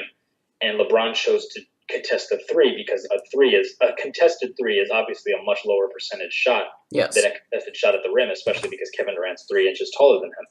So I don't really see that. I don't see how people are burning LeBron for that and saying, "Oh, LeBron got embarrassed. He shot that right in his eye. He did that." Like he literally, like just as LeBron always does, he made the smart play and he contested the three rather than giving up the two. Yeah, and I like to think that it's more of a credit to Kevin Durant than to LeBron. I don't think many people use that to bash LeBron. I'm sure Skip Bayless does or something, but he'll do anything stupid. But I mean, I see it quite a bit actually. I mean, like I see it like basically for anyone who, not even Skip Bayless, but just anybody who's against like the Cavaliers, like just LeBron in general, like they just use it as like Kevin Durant. Like whenever they point to saying that Kevin Durant outplayed LeBron in the finals, they always point to that. It's like, like he shot, like he embarrassed him, like he snatched his soul, like he did that, like he shot it right in his, like I mean, that's a shame. I mean, I personally like, I mean, obviously, like all credit to Kevin Durant for making the shot. I'm just saying that people shouldn't kill LeBron. Like people shouldn't be like bashing LeBron at all because he made the right like how can you say that Kevin Durant killed him on the play if LeBron literally did the only thing that he could do? Like, I mean, No, you know, absolutely. Like he did his it's job like perfectly.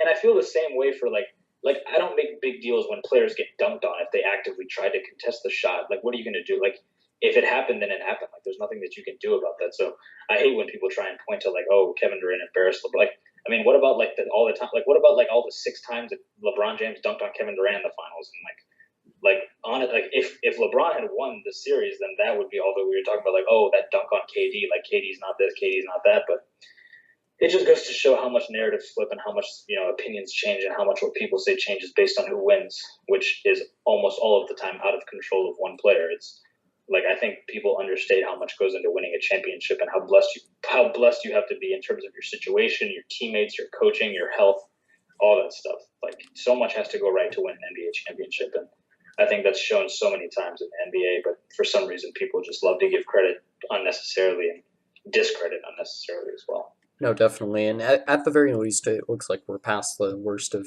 the LeBron hate at this point. It seems like it comes in the middle of his career, and now he's on the back end. So at least in terms of years, so and like he's probably going to play what like 21 years. So yeah, like we're on the back end.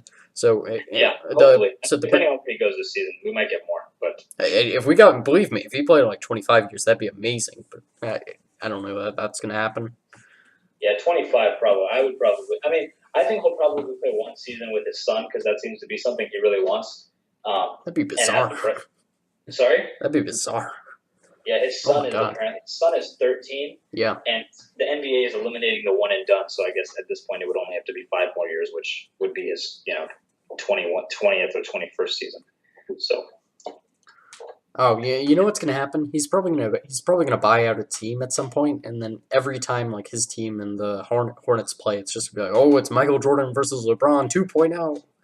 yeah, and I think LeBron is going to be a much better owner than Michael Oh Jordan. yeah, yeah, He's a higher IQ. Like better another thing, like I businessman. mean, if Michael Jordan's such a great basketball player, he understands the game so well, and he's such a genius, and he's such a killer at the game. Why has his team been completely awful for every year that he's owned them, except for one when they made the playoffs and lost in the first round? Yeah, So exactly.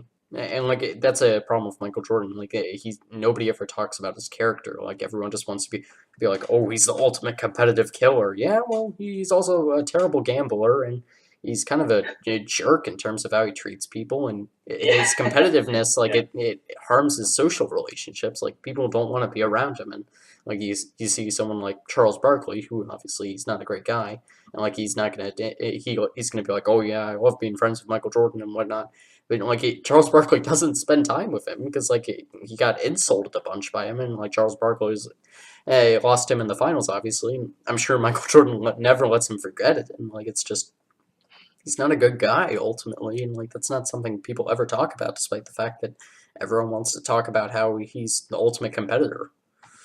yeah. I mean, I think people. It's interesting. I just think when like it'll be interesting because when people when people our age, like you and I, and like when people who are like our generation, who grew up in our Yeah, generation, when we grow up and we're the people who are writing the stories and where like our generation is on TV and like Skip Bayless and like all those guys are gone. Like I think the narrative will. I think the grand perception will really change and because by that point LeBron is going to be top 5 in assists. He'll be top 10 in assists. He'll be probably number 1, number 2, or number 3 in scoring.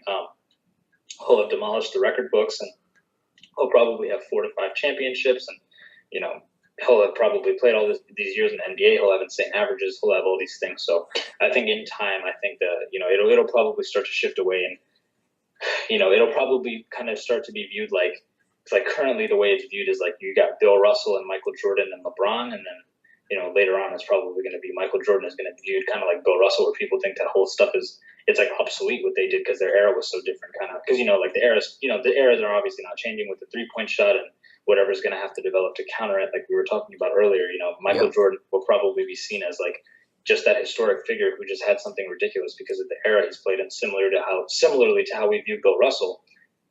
And then obviously, given however the league changes, if they add more teams or if they change playoff formatting, whatever happens, I definitely think that there's going to be some changing of the stories and stuff. And Michael Jordan will probably be viewed as much less than he is right now.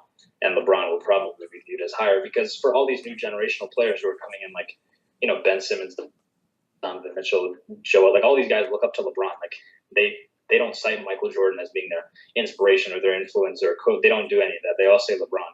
I Yeah. think it's even been noted that Anthony Davis wears 23 for because of LeBron. Wow, that'd be incredible. I think that is true because given his age, I don't think he would have been.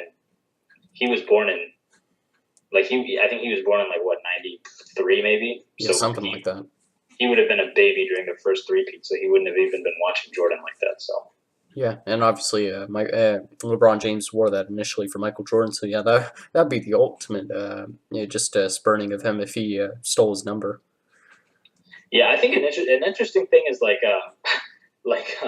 so people have discussed how maybe the league should consider retiring the number 23 as a whole because of those two players, but that's probably not going to happen. Well, how do you feel about the practice in general of retiring jerseys? I mean, I think it's weird. Because sometimes they'll end up retiring a jersey the fact that Kobe Bryant has two jerseys retired is stupid. That's so dumb. Yeah. Just pick one.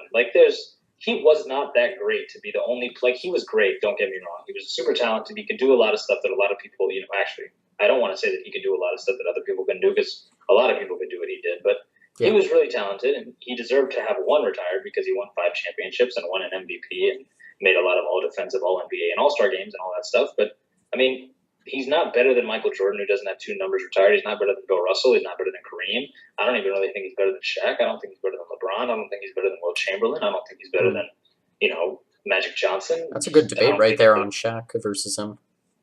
Yeah, I always tend to side with Shaq because, if you look back historically, they played how many years together, and every time they went to the finals together, Shaq won the MVP every time. So that's a good point. Yeah. How can you tell me Kobe Bryant is better than him if he didn't even win one of the finals? And I understand that. I'm not trying to say that you have to win Finals MVP to be important to a championship team because obviously that's not true. Given Steph Curry last year in the final, Steph Curry had an amazing finals, but Kevin Durant won just because he was better. You can't tell me that Kobe Bryant is definitively better than Shaquille O'Neal when all the time that they played together, Shaquille O'Neal was definitely the more dominant player, definitely the leader of the team, and he won Finals MVP for all 3 of their championships. And when Kobe won it, his 2 Finals MVPs, he only has 2, by the way. And for both of them, the second best player on the team was Pau Gasol, who you really wouldn't expect to win a Finals MVP.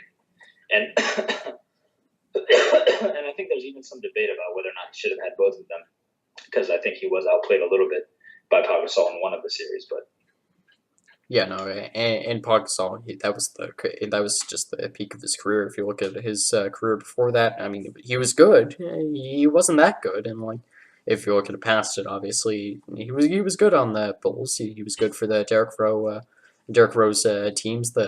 As I like to call them, the gang that came off the bench, yeah.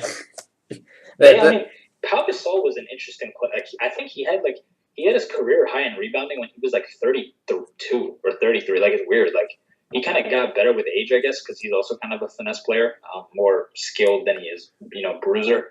But I think Pau Gasol is an underrated player, but he's good. It is what it is. Like a fine Spanish wine.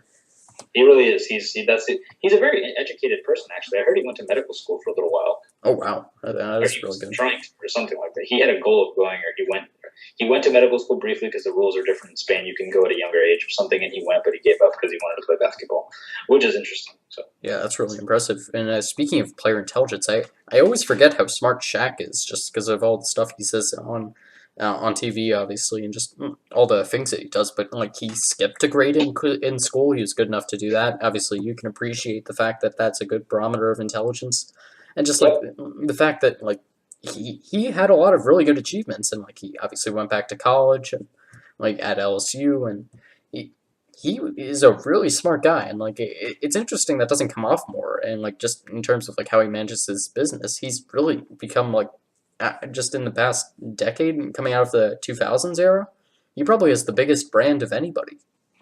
He's extremely impressive to me because Shaq is one of those players. I think he's interesting because his personality and just who he is. I'm not trying to be cheesy or anything, but he is kind of one of those people that's larger than life, I guess. Yeah. not physically just because he's huge, because obviously he is huge, but like he just has a really like bright personality. Like you always want to tune in and listen to what Shaq is saying, and like he's funny, he's intelligent, he's interesting. He has good opinions. He doesn't say dumb things. Like he says silly things, but he doesn't say stupid things. Whereas like Charles Barkley says stupid things. Yeah. Sometimes.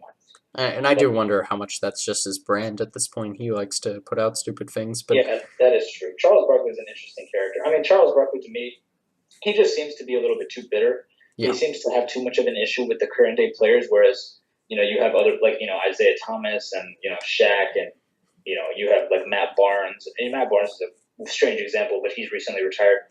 But like you have older players now, veterans who support the current players and just kind of say like they're doing a great job with what they're doing. And then you have players like Charles Barkley who are like, oh, the league sucks now. Like, it needs to be how it was. Yeah. So, yeah. And, like, my favorite moments of Charles Barkley were always, I don't remember if this was the last playoffs or the year before that, but just him always coming on during the playoffs and be like, sorry, guys, the Predators were on overtime. Dang, those NHL playoffs are so much better than these NBA playoffs. Yeah, I mean, and I remember he used to go on air constantly and say, jump shooting teams can't win championships, and then Golden State won. Yeah. Golden State won the championship, so then he had to wear a shirt that said jump shooting teams 1, Charles Barkley 0. And then the next year Cleveland won, and so he had to put jump shooting teams 2, Charles Barkley 0, because he's never won a championship. So yeah. And hopefully Chris Paul can obviously take that moniker. I mean, sure, we want Chris Paul to win a championship, but it really does seem like it's going to come down to this year if he can do it or not. Because just in terms of the injuries, if like you're not going to get a better chance than this, where like the Warriors are this banged up, and there's not really any superstar contenders out of the West. Obviously, fantastic teams all around, but not on the same scale as the Warriors or the Rockets. And just in terms of the East, it seems like the Rockets could trounce any of them right now, even LeBron, unfortunately. I mean, the interesting thing with I think CP3, I agree with you. I think this is his best chance to win it as kind of like a star player still. But I feel like if he fails this year and it doesn't work out, I feel like ideally the best place for him to go would be San Antonio. Yeah. Because San Antonio needs an upgrade at point guard, and they might just need an upgrade and influx of talent anyway because of Kawhi's departure. Him and LaMarcus Aldridge, I think, could form a really good 1-2 punch. LaMarcus Aldridge, I guess he would be the second best player he's ever played with after James Harden. Yeah. Because I personally believe LaMarcus Aldridge is a better player, smarter player, better guy than Blake Griffin. Yeah, no, definitely. CP3, like, because the thing is with San Antonio is like, because they win championships kind of sporadically, like, and in recent years they've dwindled off, I guess, but I feel like it's only because you know how they had the 7-year gap between when they won 2007 and then they won 2014. Yeah. I feel like San Antonio is kind of just going through one of those phases right now where like all the other teams in the West are kind of like. Because, like, in between 2007 and 2014, like, all of those years in which they didn't win championships were either dominated by the Lakers or by them. Yeah. So, in 2008, 9, and 10, the Lakers went to the finals, and then 12 was that one-off Thunder year, and then 13, they went to the finals, and then 14, they got back and they won. So, I feel like it's only a matter of time before, the things start shifting again in the West, and, the dynasty kind of Golden State, Houston stuff kind of falls down a little bit.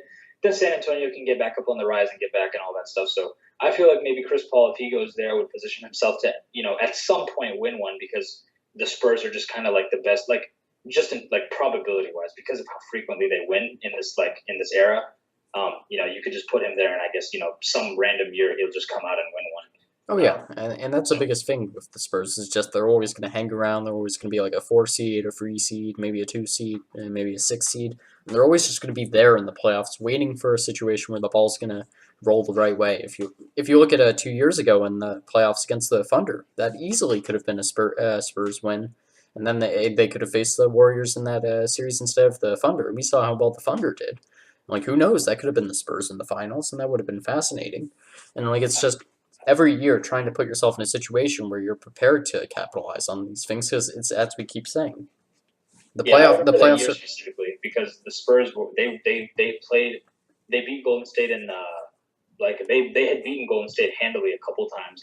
They beat them once in Oracle, and that was the year they only won 9 games. So beating them in Oracle was kind of a big deal. Yeah, and Tim actually, Duncan's I don't think they beat them at Oracle. They beat them in San Antonio, but they beat them pretty handily. And I remember that was a huge deal that year because. all the teams that had beat them in the 73-9 season were like, they were all games that were considered like, oh, that was an off night. They weren't really like there all the way. But San Antonio was like the only like there were about three or four three of the 9 games were like competitive losses, which was the one to Denver that they lost, and then they lost to San Antonio, and then they lost to Boston. Oh yeah, that was a crazy game. Yeah, that Boston, I remember that. And maybe there was so many blown fan calls in that one. The Minnesota game was also competitive, but that was kind of random too. Like they were playing it back to back, and they were at home.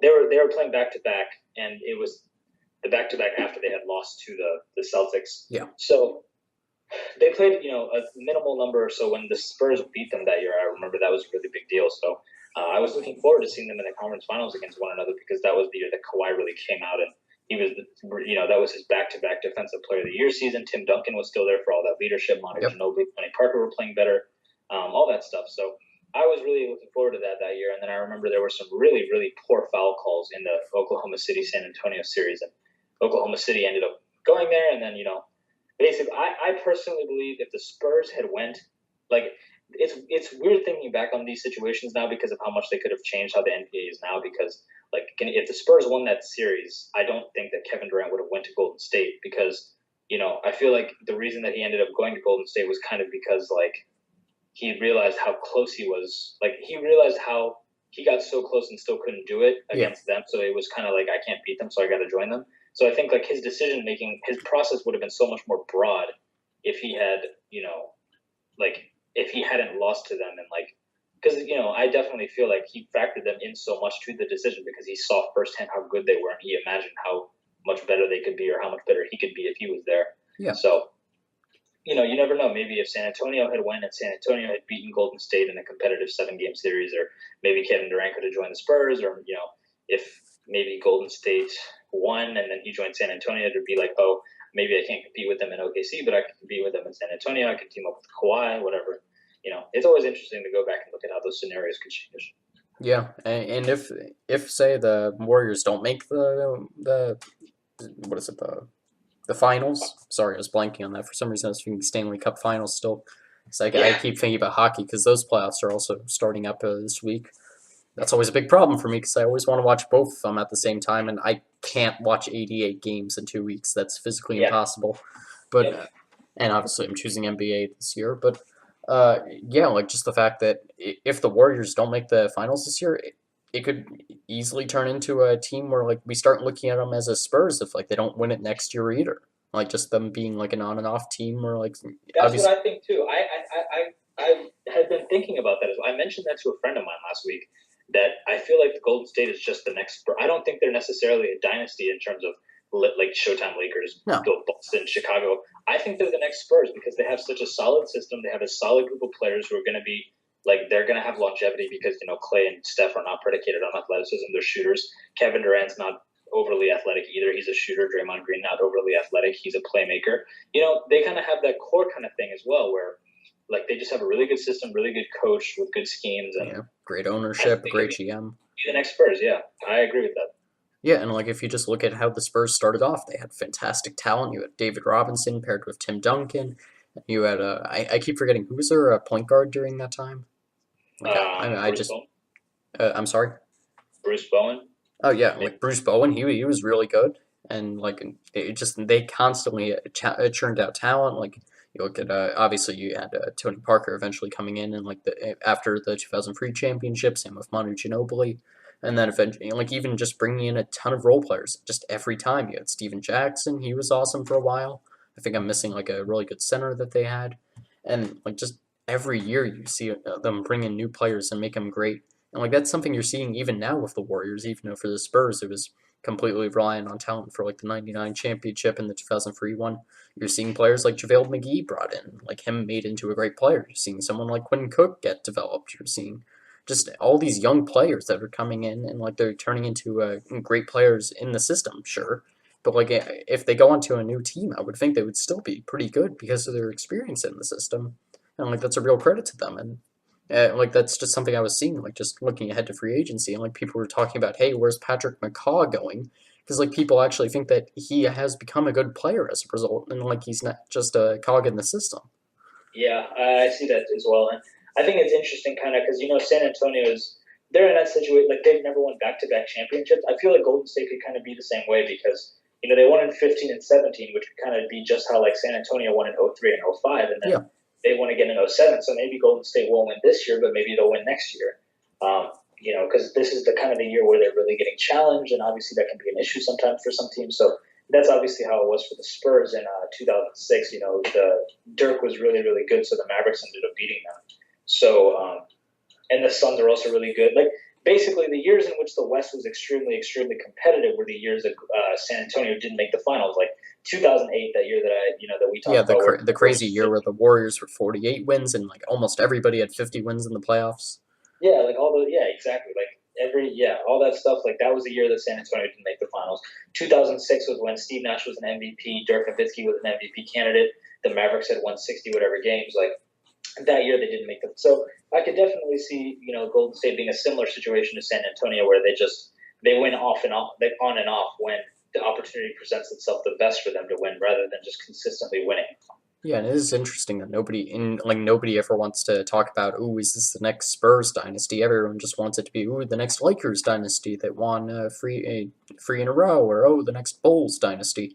But nobody Yeah. ever wants to talk about like the 20-year dynasty that is objectively more impressive, even if you just look at it in terms of total championships, that being 5.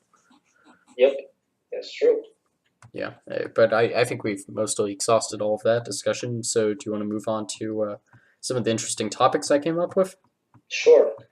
Okay, so something that we teased last week was that we were going to talk about I guess it was 2 weeks ago at this point, but that we were going to talk about the Tim Donaghy scandal, the fallout from that, if he is a bit of a martyr for what he did, the role of sports gambling within the current NBA, the past NBA, and just what the future looks like for it.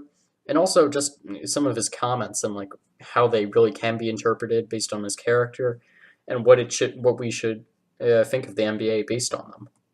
So can you give the listeners a rundown of what the Tim Donaghy scandal exactly is? So basically, around in the mid 2000s, or not the early 2000s, times around like 2002, 3, 5, 4, 5, 6, like basically the first half of the 2000s decade. Tim Donaghy was a referee in the NBA who it was found out that he was betting on games, and he was a referee, so he would call games in favor of the team that he bet on. So, like for example, if he if there's like a betting line of like 7 on a game, and he took the over, then he would be calling fouls in favor of the team that's winning in order to have the over in that game. That was never proven, but he would definitely bet on games that he was refereeing. Yeah. But I'm just saying, like in general, for like explaining the betting line and all that, like an example of what he might have done. Yeah. So that's essentially what he did, and then there became a lot of issues with it because around that time there had also been multiple officiating scandals in general with the 2002 Kings situation, the 2006 Mavericks situation, where there were multiple suspicious calls in late games of critical games. So, and he also came out and he made comments about the 2006 NBA Finals and said that the NBA would never want Dallas to win the finals because referees don't like Mark Cuban, because they think the Heat winning would be better for ratings. They made the series go longer than it should have in order to have better ratings and stuff like that. So he basically allowed for a lot of conspiracy theorists to believe that the NBA is completely rigged, and he created a whole fiasco about it and a whole issue. Yeah. And that's a good summary. Yeah. So basically, Tim Donaghy, he would bet on. It's basically my comparison to it would be Pete Rose in baseball, where Pete Rose, what he would do is he would just bet on any games that he'd be playing in, and he would always say, "Oh, I bet on my team to win every time," so like nobody would really care. I mean, at least for me, they obviously kicked him out of the Hall of Fame because of it, which I think is absolutely ridiculous. But yeah, like you would just throw a bunch of money on like some games that you had some control of the outcome for, and you would make money based on that. And like Tim Donaghy would talk about how that made the games more interesting for him. He would talk about how he would use insider information to not make the calls, but just like decide who he's going to bet on. like one of the biggest things he would talk about is how like he would know that some referees had certain biases against players, and that he knew that, oh, coming into this game, I don't know, let's say Joey Crawford is refereeing the Spurs game or something. I don't know if he actually has this bias, but like he knows that, oh, he's gonna foul Tim Duncan a bunch because he just hates Tim Duncan or something, or he's gonna give Pop a technical, and that's gonna make him less aggressive within the game, and that's gonna make it much more likely that the Spurs are gonna lose the game. Like he would use stuff like that to make calls, and it brings up an interesting discussion on how unbiased referees really are when judging players that they have those kinds of feelings about. I definitely do think that there is a bias. I think we talked about refereeing pretty in depth a couple weeks ago, but I think like the way that it's done is you can always kind of see when referees have, I guess, reached their fuse with players, and that fuse is definitely shorter for some players. Like that is I think something that's definitely true, because when you have a player like Kawhi Leonard, for example, who never talks, never complains, never yells, like he doesn't get in ref spaces, he doesn't complain, he doesn't whine about foul calls. Referees are much like they officiate him much like I mean they officiate him like nicely. Like they officiate him properly. They give him calls that he deserves. They don't give him technicals, even when sometimes he does get up in their faces. But then when you have a player like Draymond Green, for example, who every time there's a call that he feels is wrong, he immediately turns to the ref, claps his hands, screams, throws his arms down, and is like, "Give me that call." The referee is much more likely to give him two texts and just send him out of the game. And we've seen that, I think, with Kevin Durant this season, where now that he's complaining a lot more, referees have begun to realize that. And he's been ejected 5 times this season, where he's as to prior to this season, he'd only been ejected once in his whole career, or once or twice. And then now he's in like Rasheed Wallace territory, because this is the second most ejections in a season of all time. So next to Rasheed Wallace, who was ejected 7 times many years ago. Yes. So overall, I just think that referees definitely do have a certain bias, but I feel like to a degree, like it really is human nature, because obviously when someone is up in your face and yelling at you and telling you to do something, or complaining to you, or saying that you're doing a bad job at something, you're naturally not going to give them the same favor as someone who's coming up to you nicely and saying like, "Hey ref, sorry, I think you missed that one. Like, could you just look out for that next time?" Which is something that LeBron James has said before. He said that the proper way to talk to officials when they miss a call is to go up to them and just say, "Hey, like I think you missed that call. Could you just please make sure to like look out for that next time?" And he said that that's allowed him to have a really good relationship with the referees throughout his career, because I don't think LeBron James is not very high in technical fouls, and he really does. He's only been ejected one time in his entire career, and that was kind of off of a silly thing where the ref just thought that he was being disrespectful. So, and I personally don't think he was, because it was a one technical ejection, which you rarely ever see. Oh, really? That's weird. Yeah, it was a one technical ejection. So maybe he said something that the referee really didn't enjoy, but even after, like, LeBron's reaction to getting ejected was nothing serious either. Like, he was just like, "Wow, like I can't believe you did that," and he walked away. He really, and it's just an interesting thing. I feel like, because I'm not sure that this has any sort of actual merit, but this is just kind of like an interesting point. 2 players who don't.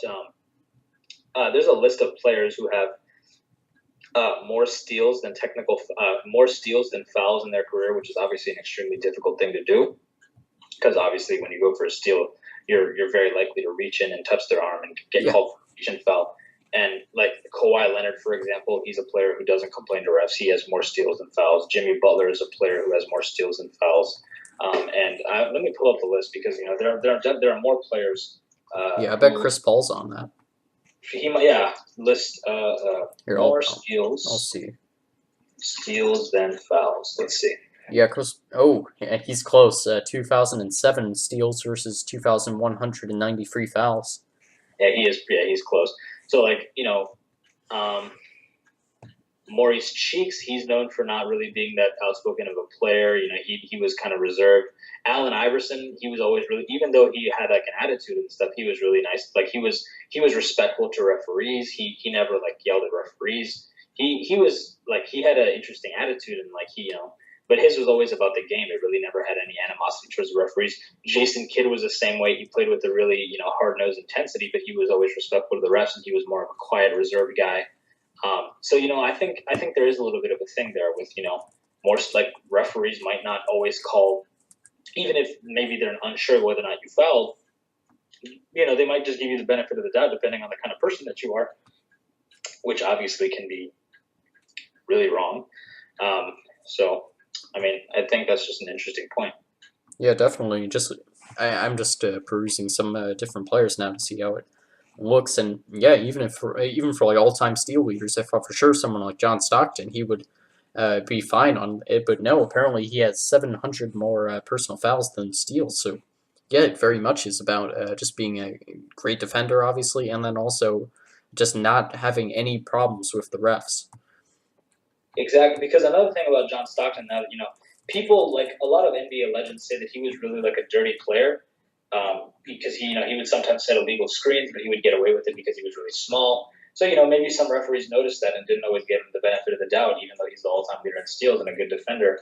Maybe John Stockton, even though we kind of perceive him as being that nice white guy who could really pass the ball and play point guard, Yeah. maybe he wasn't too nice of a guy to the referees all the time. So that could play a part in why he had more fouls than steals. So. But Jimmy, but I watched a lot of Bulls games when Jimmy Butler was on the Bulls. I watched a lot of Timberwolves games, obviously, because they're my favorite team, and I never see Jimmy Butler yelling at the referees or getting overly upset with the referees. I've never seen it with Kawhi Leonard either. So I just think that's an interesting point. Yeah, definitely. That's really interesting. I'm gonna have to look at a bunch more players afterwards. I don't know if that was an exhaustive list that you were reading before, but hopefully not. So my efforts won't be wasted. But yeah, just going back to the old Tim Donaghy thing. Do you think that in any way just his credibility was really affected by the fact that he did this whole gambling thing, or can we like trust the fact that like when he's saying that, and obviously you have to evaluate it on a case by case basis, but like can we take him at his word that like the NBA Finals in 2002 and 2006 were in a lot of ways fixed, and obviously not fixed as in like they couldn't win, but like that they were heavily set up not to win, and that in general, referees are like not instructed, but encouraged to make foul calls in a way that will allow for a more 7 game series, so that the NBA has more revenue from the playoffs, and like just a bunch of the stuff and more controversial things that he said. I mean, to be completely honest with you, I don't see a reason for him to lie because, I mean, he has been out of the news for so long. So, why would it's not like he would be saying these things for publicity and attention. Like, it's not like he's getting on like talk shows and getting on ESPN and like people are like giving him like money to like for him to talk about these things. It's not like he's making like consistent statements and like saying all these things in order for media attention or any sort of publicity or money or fame or anything like that. So to be completely honest with you, just based on the evidence that I've seen and like I've watched the 2002 NBA Finals, like I've watched that series and I've watched how it was officiated in closing moments and closing games. I watched the closing moments of the 2006 NBA Finals, which many people talk about, and there are just some clear plays where Dwayne Wade is not being touched at all, but he's getting sent to the free throw line. There was a game in that series where Dwayne Wade shot more free throws than the entire Dallas Mavericks team. They shot, and then there was another game where the team as a whole, the Miami Heat, shot more free throws than the Dallas Mavericks did in the entire game, strictly in the fourth quarter. Yeah. Like they shot 24 free throws in the fourth quarter, and then there's similar situations to that in the 2002 NBA Finals, where the Lakers were getting way many more free throw attempts than the Kings were, and then you go back and you watch some of it, and there were really some questionable calls. So. I really feel like he does have some evidence because to me it makes a lot of sense as to why you would want the Miami Heat to be NBA champions over Dallas because the market is. I feel like could have been a factor as well because like a lot of people could have been rooting for him to win because like she was such a star in Los Angeles and people wanted him to be a star in Miami too. So maybe they thought Miami is Shaq. That's mainstream media attention. Everyone knows Shaq. It'll be like it'll bring attention because it'll be like this new D-Wade Shaq thing, which could be like the next Kobe Shaq thing or. Then you have obviously 2002, where I think it's fairly obvious to say that people would have preferred to see the Lakers in the finals for ratings because Los Angeles is much more appealing than Sacramento. And just the players on the roster then too. You have Kobe and Shaq versus Chris Webber, who obviously already wasn't in great light in the media because of the whole Fab Five Michigan issue and that kind of thing. So I don't really see a reason not to believe him. So for that, I mean, like, I don't see why he would. I don't see why he would just say that to say it, I guess, because I feel like even in lies, there's always a little bit of truth. That's just something I believe personally. But like I mean, while he did do something dumb, like it's like there's a part of me that kind of believes that he was kind of just doing it for his own entertainment and just to make himself more engaged in it. I guess it was wrong for sure because you can't bet on important games and then call them differently just because of yourself. But I mean, or even take the chance that could happen. Yeah, like obviously, like you were saying, like you have to evaluate it on a case by case basis, and you have to look at each individual instance differently because there are obviously different things on the line, and they're different. Because this is going to sound horrible to say, but it's like I mean, if the Lakers in 2002 were playing a regular season game against some awful team, like I'm not sure what teams were awful in the 2000s off the top of my head, but whatever the case may be, like maybe if let's say the Lakers are playing the Orlando Magic in between Dwight Howard and Shaquille O'Neal. Like I'm sure they whatever it is. Like if Tim Donaghy's making suspicious calls in that game because he bet on the Lakers and some people he knew bet on the Orlando Magic, at the end of the day, if the Magic aren't going to make the playoffs and the win isn't going to cost them anything, at the end of the day, that really ends up not being that big of a deal. Yeah, I think you just have to evaluate it a lot more heavily when you're talking playoff games, finals games. And things like that. But for them, I feel like what he's saying is true because I do think that there is a bias in officiating, and that's just based on having watched the NBA for a couple of years and seeing how referees interact with players, and then obviously watching film of 2006 and 2002 NBA Finals, the two most questioned finals for being fixed in NBA history. So I do think he has some points, but he does. I mean, obviously, just as you would with anything else, you have to really look into it to say anything definitively. No, absolutely. Nobody's entitled to just not be questioned. Like this comes into one of my personal philosophies as well. That like you earn your trust every single day. So like obviously you have to look at everything on a case by case basis. But like okay, you did something wrong in the past. If you're doing it correct now, there's no reason we should ignore that. And yeah, I absolutely agree with you. I don't know why more people don't think that like realize that Tim Donaghy doesn't have any realize to be saying that any reason to be saying this crap, and like he's only gonna look worse if he says it. So like he's either trying to be honest or he's trying to make a fool of himself, and he's clearly not trying to do that. And exactly, yeah. And like one of his biggest things that you would always talk about is like that the NBA tries to it tries to promote its star players by instructing referees not to call technical fouls on certain star players.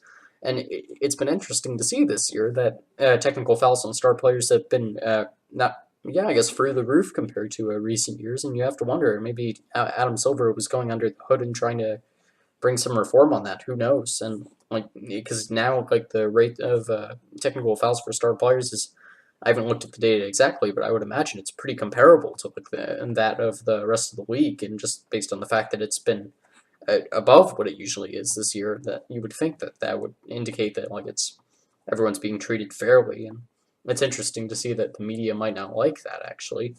And yeah, just in terms of the fixing of the 2002 and 2006 NBA Finals, it seems pretty clear that the NBA would have huge reasons to do that, and obviously David Stern doesn't have a problem fixing things. We all saw what he did in the 1985 draft. I don't think that's even a conspiracy at this point that he was trying to give that one to the Knicks. I mean, yeah, like you saw how he just threw that envelope in there, like it was clearly at a bent corner. Yeah.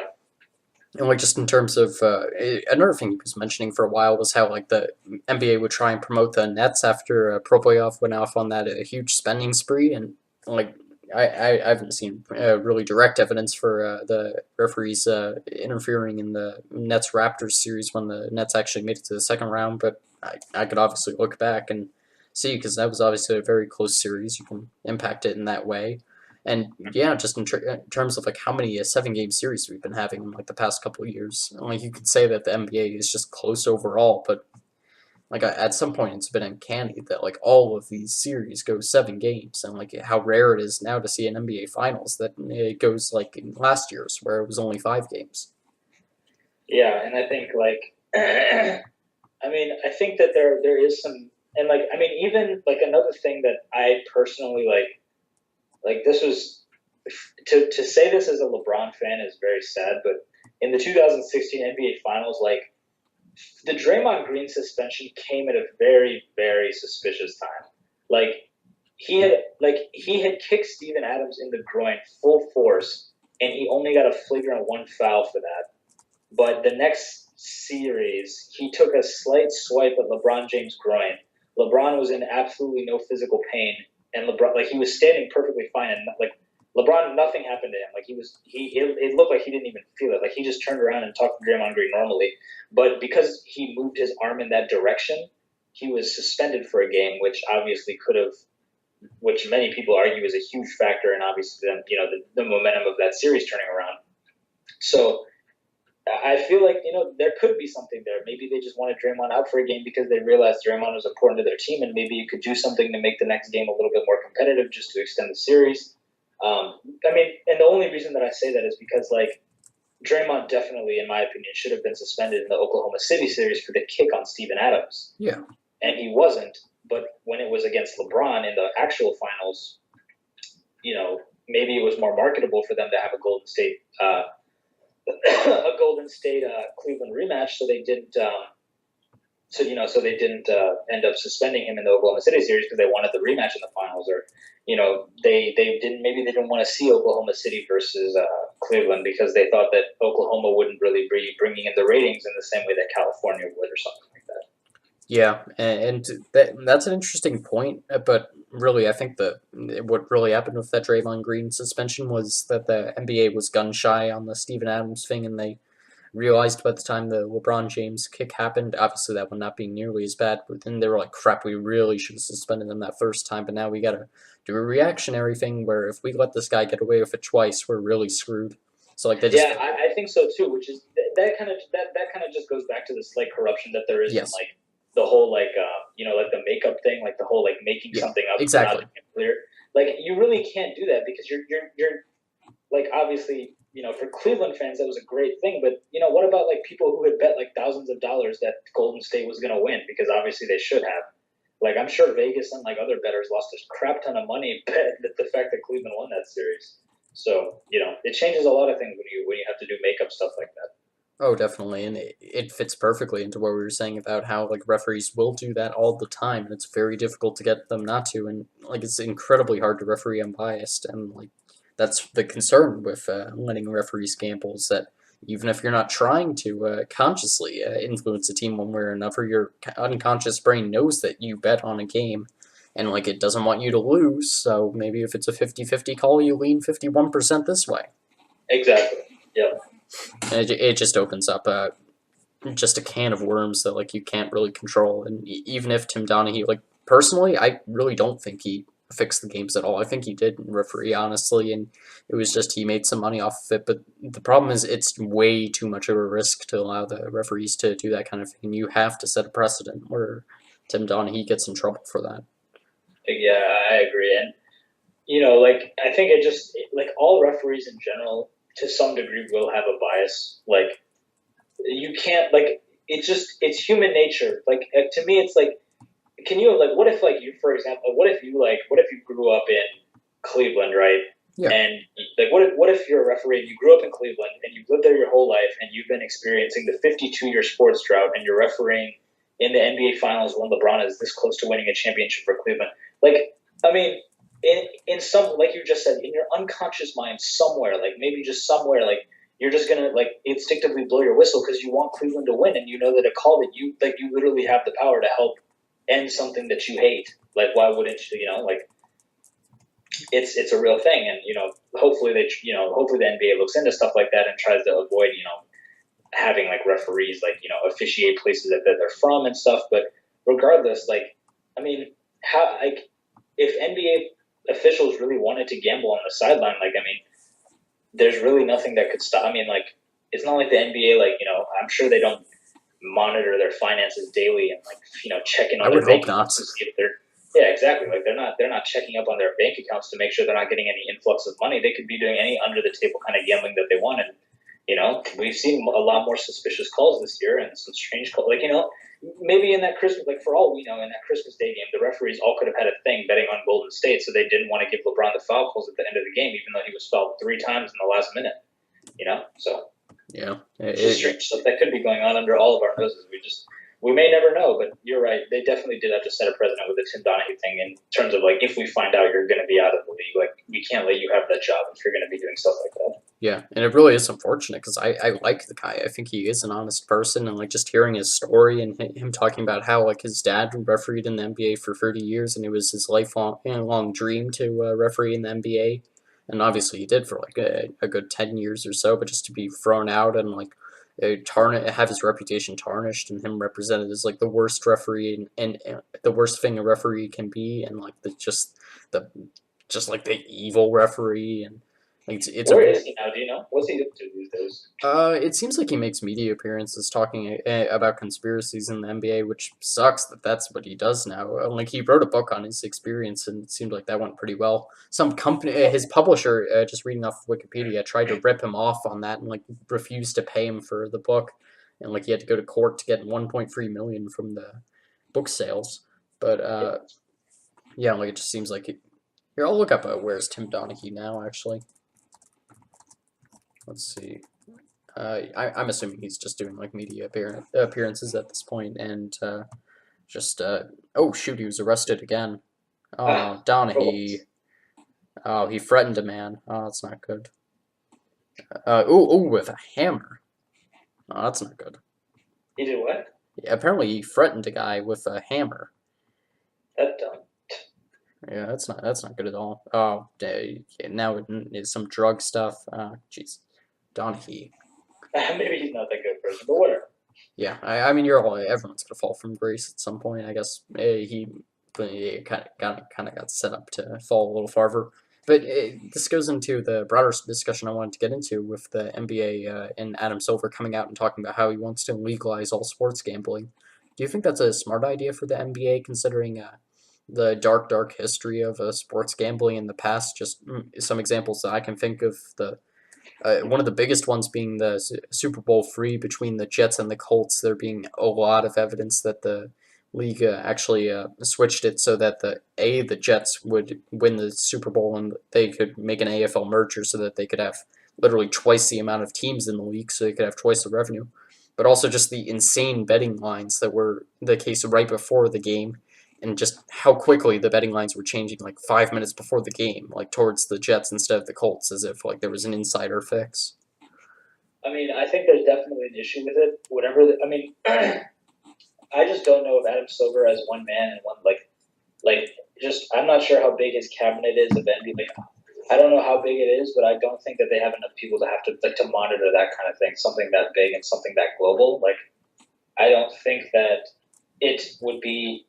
I don't think it would be simple enough to manage, and for that reason, I mean, legalizing all sports like because then then you have to draw such definitive lines. Like you have to be like, all sports gambling is legal for our league, but players can't participate. We can't participate. Coaches, GMs, assistant coaches, trainers, scouts, whatever. Like all these referees, like no one in our league can participate, but everyone around the league can participate. And if you have sports gambling and stuff like that, and there's so much money, it's like obviously there are going to be people who like, what if like a G League player who's making like $20,000 a year wants to, make some money off of sports gambling on the side, and he whatever, like maybe he knows a couple things about the defensive schemes, and he has no chance to, like, let's say like he's like he has a two-way contract, which is when you play some games in the Yes. G League, you know what it is. Like let's say you know something about the coach's defensive schemes, and you have like you know for a fact that your team's not good enough to beat that team, and then you make like a sports gambling bet on it, and you're able to make some money off of it. So I'm sure that they wouldn't allow, because then that player can get connections from the outside and let people know about it, and then a lot of people can make money, and then you have this whole new scandal. If it was to be done, which I guess he's really leading in that direction, he'd really have to monitor it super closely and see what's into it.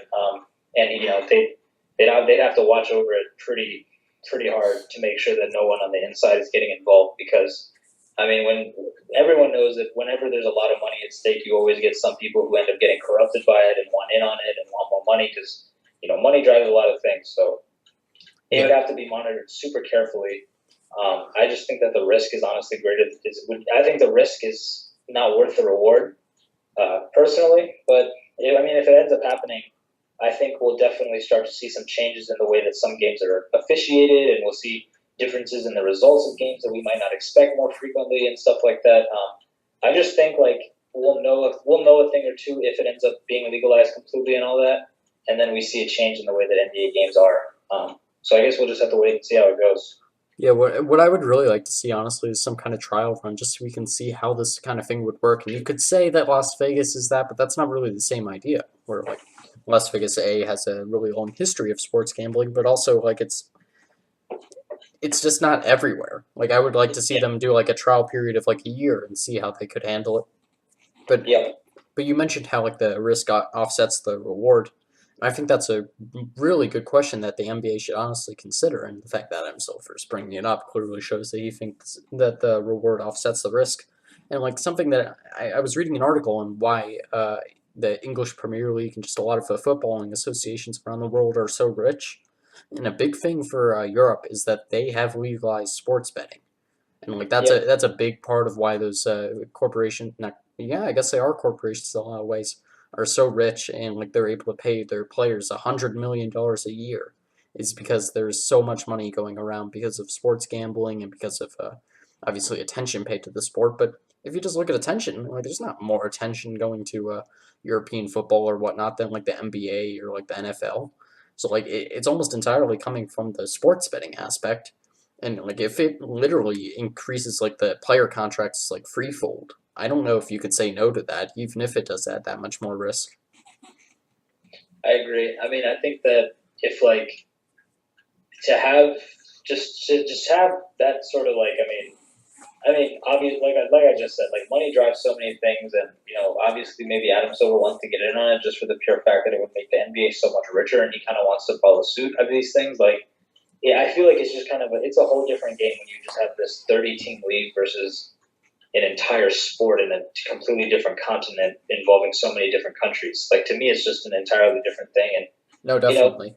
and like the NBA already has like arguably the greatest player of all time, Michael Jordan. Like there's so many issues with all the stuff that he did with gambling. Like there's a whole conspiracy out there that his gambling is part of the reason that his father was murdered. So, like obviously you'd hate to see something like that come up, and like you never know with gambling. Like it can just be a risky thing in general, just for the average person. It can be addictive. It can cause tension in a lot of ways. So to legalize something like it is obviously going to be something that would need to be carefully managed. Yeah, and I mean it's inherently addictive. That's the whole point. If it wasn't addictive, then like it wouldn't be done by anybody. People do it for the rush of the game. They do it for the release, the fun of it. And like you see players like Charles Barkley come out and be like, "Oh yeah, I wasted millions of dollars gambling just trying to get the cool mill or whatnot." And like you see Michael Jordan having to basically quit the NBA for 2 years because the commissioner was sick of the media firestorm that was coming out of his father being murdered, possibly due to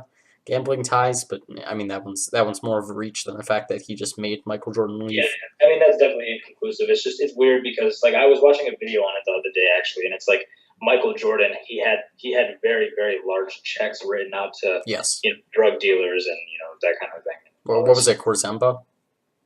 Yeah, Yeah, he does amazing videos. I haven't checked him out in like 6 months, but I have to go back through his backlog because I'm sure he's put out great stuff. he provides good like facts. I feel like he does a good job. Yeah. Have you checked out the channel B-Ball Breakdown at all? I have not. Okay, you might want to check it out because they do a really good job talking about basketball concepts and just like breaking down individual plays and looking at why they work. And like their host for that, like he's like a full time coach in like I don't know where, but he has a lot of knowledge on like why specific plays in the NBA work, or like oh let's look at the hammer and analyze how LeBron makes it work really well, and not like these Yeah, other players when they run it like it doesn't work as well. And oh, let's look at a video on like the Timberwolves, and let's look at how their defense is playing exactly and where like things go wrong. Or oh, let's look at Andrew Wiggins and let's see, let's see like oh look at that, he's looking over there when he should be looking over here, and then you see the guy blow right by him, and like he yeah, just gets into a lot of detail on like these individual plays. And like from there, you can extrapolate why and like how to answer questions like why is the Timberwolves defense doing bad? Why is LeBron? Why is he as good at different plays as he is? Why is he good at driving at the basket? Why and like he just does a really good job analyzing those kinds of things and tackles questions that I don't see a lot of people do. Yeah, for sure. So that's okay. And do we have anything else on sports gambling? Let me look for my outline. Uh, no, not really. What did you think about that whole Darius Baisley thing, where he's going to go to the G League for a year instead of going to college? I mean, I think it's interesting just because, like, I mean, he's the first person to do it, and obviously, whenever there's a trend, there has to be a first person to do it. Yeah, I honestly don't think it's a bad idea because if, like, he might, like, so many. There's obviously such an issue with the fact that the NCAA doesn't play people, like, doesn't pay players. And I mean, at this, he's 17 years old. He's our age, and he's gonna make $26,000 a year, and he's making more money than he would make going to college. So it's gonna help out his parents, or whatever his situation is with his family. Like, it's obviously gonna help them out as opposed to him having to go to college because he's gonna be making actual money, and money is money. So I don't think it's an issue because after he plays in the G League for a year, he can just enter the NBA draft like anybody else. So actually, he's 17, so I guess he would have to wait 2 years because you have to be 19 and 1 year removed from high school. Oh, I thought it was just one or the other. Oh, is it? I'm not sure. I think it is. I don't think they would say no to him in that case, but because I think he would have thought of that. Like, he wouldn't just go to the G League. Like, he's not going to go to the draft and be like, "Oh, you didn't realize that? Yeah, you got to be 19, buddy." Yeah, no, it's probably one or the other. I think it's either you have to be 1 year removed from high school or you have to turn 19 in the calendar year of the draft. Yeah, I think that would make more sense. But honestly, I could see it either way. Those rules are so bad. Yeah, exactly. I mean, there shouldn't be. I mean, like, what if Ben Simmons had not been a one and done and he had came straight out of high school and he had been in the league already for 3 years? 3 years. Because he would have played the year that he was in college last year and this year. Oh, yeah, that's right. He did miss This a lot would of. be his third year. Yeah, my bad. Yeah, that would have helped a lot. And like, I think that he's proven everyone right who was saying that he was just coasting through college because like coming into the draft, everyone was like, "Oh, I don't know about Ben Simmons. He was coasting a lot, and maybe he's just not that good." But no, he's been fantastic even after a foot injury, and like it's been very interesting to see like these players that are coasting through college. Like, you don't even have to worry about that, and even someone like Markel Fultz, who like we've seen in a couple games now, like there were a lot of concerns coming out of his tenure at Washington, and like him being on a horrible team, and everyone saying, "Oh, should we be worried about that?" But another player on that same team had the exact same situation, and it turned out fine for him. He even had an injury, and it turned out fine for him. So, I mean, I'm curious to see what Markel Fultz does this next year. Yeah, I mean, I am too. He kind of the Sixers kind of have. I mean, like the interesting thing to me about the whole Ben Simmons thing is like people always use this thing like that he took a year off to travel, or he did not take a year off, but he missed a year to travel and like all this uh like he took a year off and he was able to travel with the team, practice with the team, and do all these things. They say that that's kind of an unfair advantage for him as a rookie, but to me, like, that's really not that true because, like, Markel Fultz, for example, has taken off, or not taken, I keep saying taking off, but he has missed a lot of games and he's been able to do the same things that Ben Simmons has. And in the game that he's played, he hasn't been astronomically good. And, Lonzo Ball's taken a lot of he's had a lot of missed games as well, and he hasn't done anything crazy with all the extra time. And, Blake Griffin, obviously, he had a really good rookie year, but I don't think that many people were talking about the fact that he redshirted a year or whatever, and we've just seen that multiple times. And I don't understand why it's now being used as something against Ben Simmons when it really hasn't been brought up like that in the past. I mean, like how is that much different than having more years? Because like Steph Curry, for example, right? Like he played 3 years in college, so like he was able to experience a team set. Like you could say that that's an unfair advantage because he played in a system for longer. He played with a team for longer. He played he played for a team for an extended period of time. So he knows like learning a team and learning a dynamic and all this stuff and adapting to change throughout a season. Like you could say that there's an advantage for anyone. Like even a player that played internationally first, you could say that they understand, fundamentals better because they played overseas or they understand the rules of the game differently or whatever it may be. Like whatever a player's situation is, you can say that they have an unfair advantage. So I just think it's really dumb how people are trying to use that against Ben Simmons in his rookie of the year case. Oh yeah, there's always a bigger fish, just to quote Star Wars. And I just noticed actually that the NBA, in terms of rookie eligibility, you're only a rookie in the year that you play your first game. which is a lot different than other sports leagues where you can play like 9 games in the previous season, or in the case of baseball, you can have like 130 at bats in a season prior to whatever you're playing a lot, and like you will be considered a rookie in that next year. Like that's Yeah, interesting in the NBA that Markel Fultz isn't going to be a rookie next year, and that seems like a load of BS if I'm going to be honest. I'll give you an example that really showed me that. So in 2014, Julius Randle was the seventh pick of the draft, and in his first NBA game, he had played like 4, 5, 6 minutes or something like that.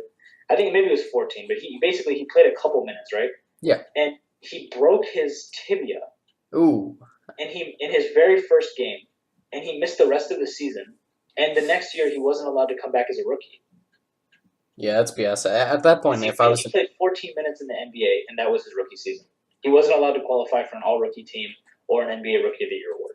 Yeah, at that point, if I was an NBA voter, I would just disregard what they said, and I'd be like, "No, I'm voting for Julius Randle, whether you like it or not." And the thing is that would have been, I mean, in that year it wouldn't have really made a difference because that was Karl Anthony Towns, and obviously Yeah, he would have but just far and he away would have the made a best team. But like if you look at a year like last year when Malcolm Brogdon was a second round pick, averaging 10 points and 10 points, 4 rebounds, and like I think 3 assists, he was the rookie of the year. Like Julius Randle, if he had played his quote unquote rookie year in a year like that, he probably could have been the rookie of the year. Which, you know, I'm not sure if there are incentives for being the rookie of the year because I know there are for like other awards. But whatever the case is, like still like having that is just a cool thing for a player. So the fact that you can't be eligible for that if you literally played 14 minutes in one game and then broke your leg, like that's silly. Yeah, that seems like one of the easiest rule fixes that the NBA can make. Huh. Okay. I'm really ashamed of the NBA that they have that.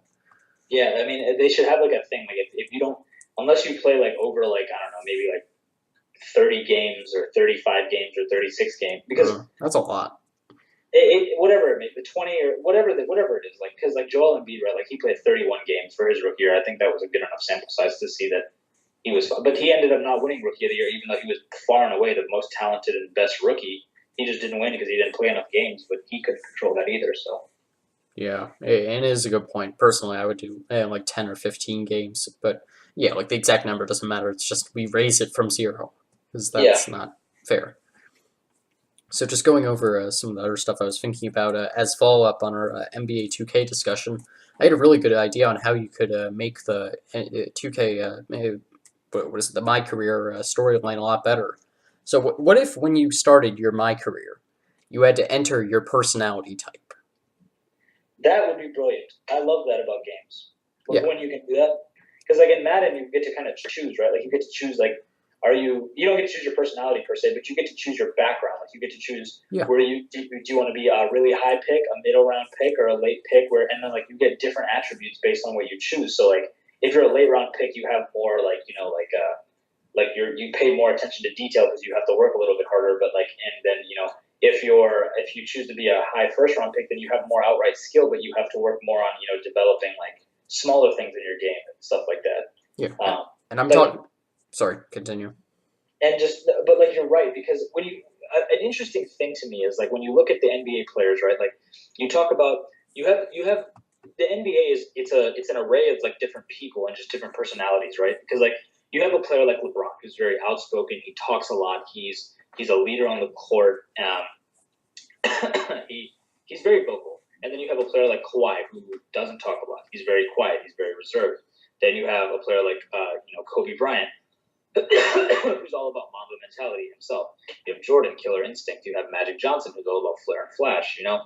You have so many different personality types that you can really see in like Tim Duncan, super quiet, and fundamentals and like all that stuff.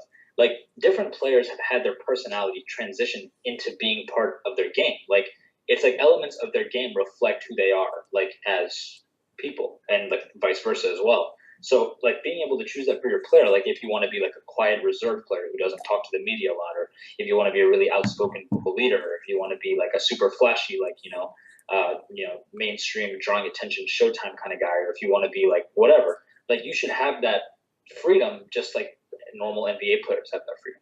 Oh, absolutely. And I'm talking literally, you just enter, like, your Myers-Briggs thing. And, like, they have literally, like, 16 different storylines for each one. Because as you said, it makes a huge difference not only in just what they would present outside of the games, but within the games as well. Like you'll play differently if you have a personality like Russell Westbrook versus someone like Kawhi. And like Exactly. Like, it all, then all that kind of stuff shows in critical moments of games. Like if some like LeBron, for example, will pass the ball to Kyle Korver in the corner, but Russell Westbrook will pull up for an errant three. Like that kind of stuff matters. oh, definitely. And that I almost want to email 2K. I think that's such an easy fix. And like that wouldn't even have to tinker it that much. It's just change how the games would be treated, and then change a little bit about the storyline. But it doesn't seem like it takes that long to add story to my career. Like I don't really know what else these guys are doing at 2K, honestly. Because they don't change it that much year to year. So Yeah. All right, so that's the 2K follow up. I also had a really interesting idea I saw for scheduling, and I think this is fascinating. Like we could add it to like our proposal for what the NBA should do to fix its schedule so that we can do cool stuff like have games in Europe, and it actually almost copies what we talked about, to be honest. So it was an idea proposed by Charles and Mark Slicer out of the Harvard Medical School, and it was to have every team play a two-game set against other teams instead of having them play one game and then go to play someone else the next day. So, for example, let's say you're a Western Conference team, you have two games against every Eastern Conference team, right? yeah. So, let's say the Cavs are going to face the Warriors or something. So, they would just once a year, they would go to the. No, sorry, this is a horrible example actually because they only play one home game. So, forget that actually. That's a horrible example. Okay, so let's say you're just a Western Conference team, you're facing another Western Conference team, and you face them 4 times in a year. That happens plenty of times. That's what you do for your divisions, and no, that's not what you do for divisions. That's what you do for one of the divisions that you face outside of your division. You face your division teams 6 times. You face one of the other divisions 4 times, and then the other one 3 times. So let's say you're facing that one 4 times. So just once a year, and let's say the Warriors are traveling out to face OKC or something. So they once a year travel out to OKC, and they have a two-game set against them. They do a back-to-back. And then once a year, OKC goes out to Golden State, and they do a back-to-back against Golden State. So basically, you're saying that rather than playing like spread out 4 game season series, you would just do it in sets, Yep. both games at home. Exactly, and it eliminates the biggest problem with doubleheaders, and that is overnight travel and then playing a game the next day. Yeah, I mean, I think it could be an interesting idea. I guess like depending on how you organize the sets, you'd have to do it. I think you'd have to do it strategically because like if you put like I don't know, like if let's say like a team has a set where they play they play their back to back against the Warriors and then they have have like 5 days of rest and then they have their next set is against 2 games back to back against Houston and then they play their next set is against Cleveland. Like if you organize it in such a way that like you got good breaks in between with like. If you know how you and I were talking about, planning your division kind of by the teams that are as good as you. Yeah. Rather than just, And you can still do that, and you can just have that be the 6 games. If you incorporated all of that, then I agree that could be a really unique and good idea. But as long as you wouldn't be playing like amazing teams consistently, like literally all the time, like then I think it would be okay. Yeah, and I mean you always randomize that. Nobody tries to set up the schedule to screw over one team. Even if something like the Nuggets playing 7 road games in 15 days says otherwise. Yeah. Like I don't even know how that kind of thing happens. Like you would think the NBA would notice at some point. Yeah. Like, do you think like the NBA when they're making their schedule, if something like that comes up, they should like go out of their way to try and fix it for that one team by like adding in subtracting games for other teams? I'm sorry, could you ask that again? Yeah, so like let's say that the NBA schedule makers they notice when they're making the schedule. Oh crap, we have a 7 road games in 15 days for the Nuggets. That's not going to do. Let's try and fix that, and then they just change when they're playing teams, and they like, add a rest day in between, add a doubleheader earlier on in the season. Do you think that's something they should do, or they should just roll with it and say, sorry, this one team is going to have a really bad stretch, but it's within a reasonable sense that like we can just not have to worry about it? I mean, I think that they should definitely look into not having teams do that because, like it goes back to that point that I was making about how it's not fair for a team as talented as Golden State to have like one of the easier schedules in the league. Like that's just ridiculous. Like I feel like what they should do is they should. This is also kind of like I guess to curb tanking because it allows teams to win. I mean, it doesn't necessarily curb it, but I feel like some teams would probably like it wouldn't be as easy to lose games if they're playing an easier schedule. So like I feel like the teams that are like you should help the like it's kind of like I mean I guess this is a little bit kind of like a political thing, but like you can help like there's no I feel like there's really not a reason to help the rich get richer. Like you don't need to aid the Warriors by giving them the easiest schedule in the league, but like a team like the Suns who really can't do anything against anyone like. They could benefit from winning a couple games against having an easier schedule. And I'm not saying that you have to give the Warriors 7 road games in 15 days or anything like that, but just something to like make it a little bit more challenging for them. Like maybe have them play their back to backs against tougher teams, or maybe give them tougher challenges consecutively at home, so they can't just go on these crazy long home winning streaks. Like I remember they had like a 40 extending across 2 seasons, they had like a 40-something game win streak at home. Yeah. Like the losses were it was like March something 2015, and the next time they lost at home was like April 2016. It had been like an entire year almost since they had lost the game at home. So I guess just tweaks to make it more fair for every team.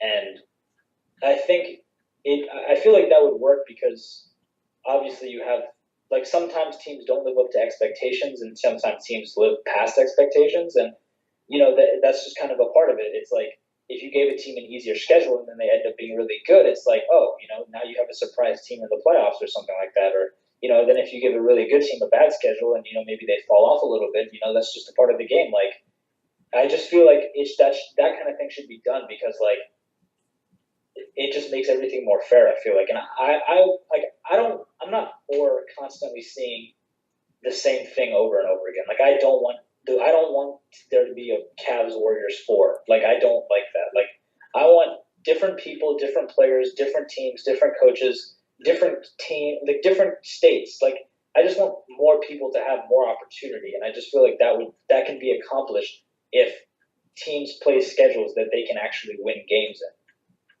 No, I think that's a great point, and I actually that is pretty much my same philosophy for the playoffs. That's why I want every team to get a championship before like I can even start thinking about okay, who do I really like here? Because just imagining like a fan base that has never had a championship, like that's a sad thing. Like just thinking, okay, you're not even on the same level as like a team that has 2 championships and like has the monkey off their back compared to somebody like the Celtics. Like you're rooting for the Celtics to get another championship? Are you kidding me? Like they already have 16 or 17 at this point. It's ridiculous.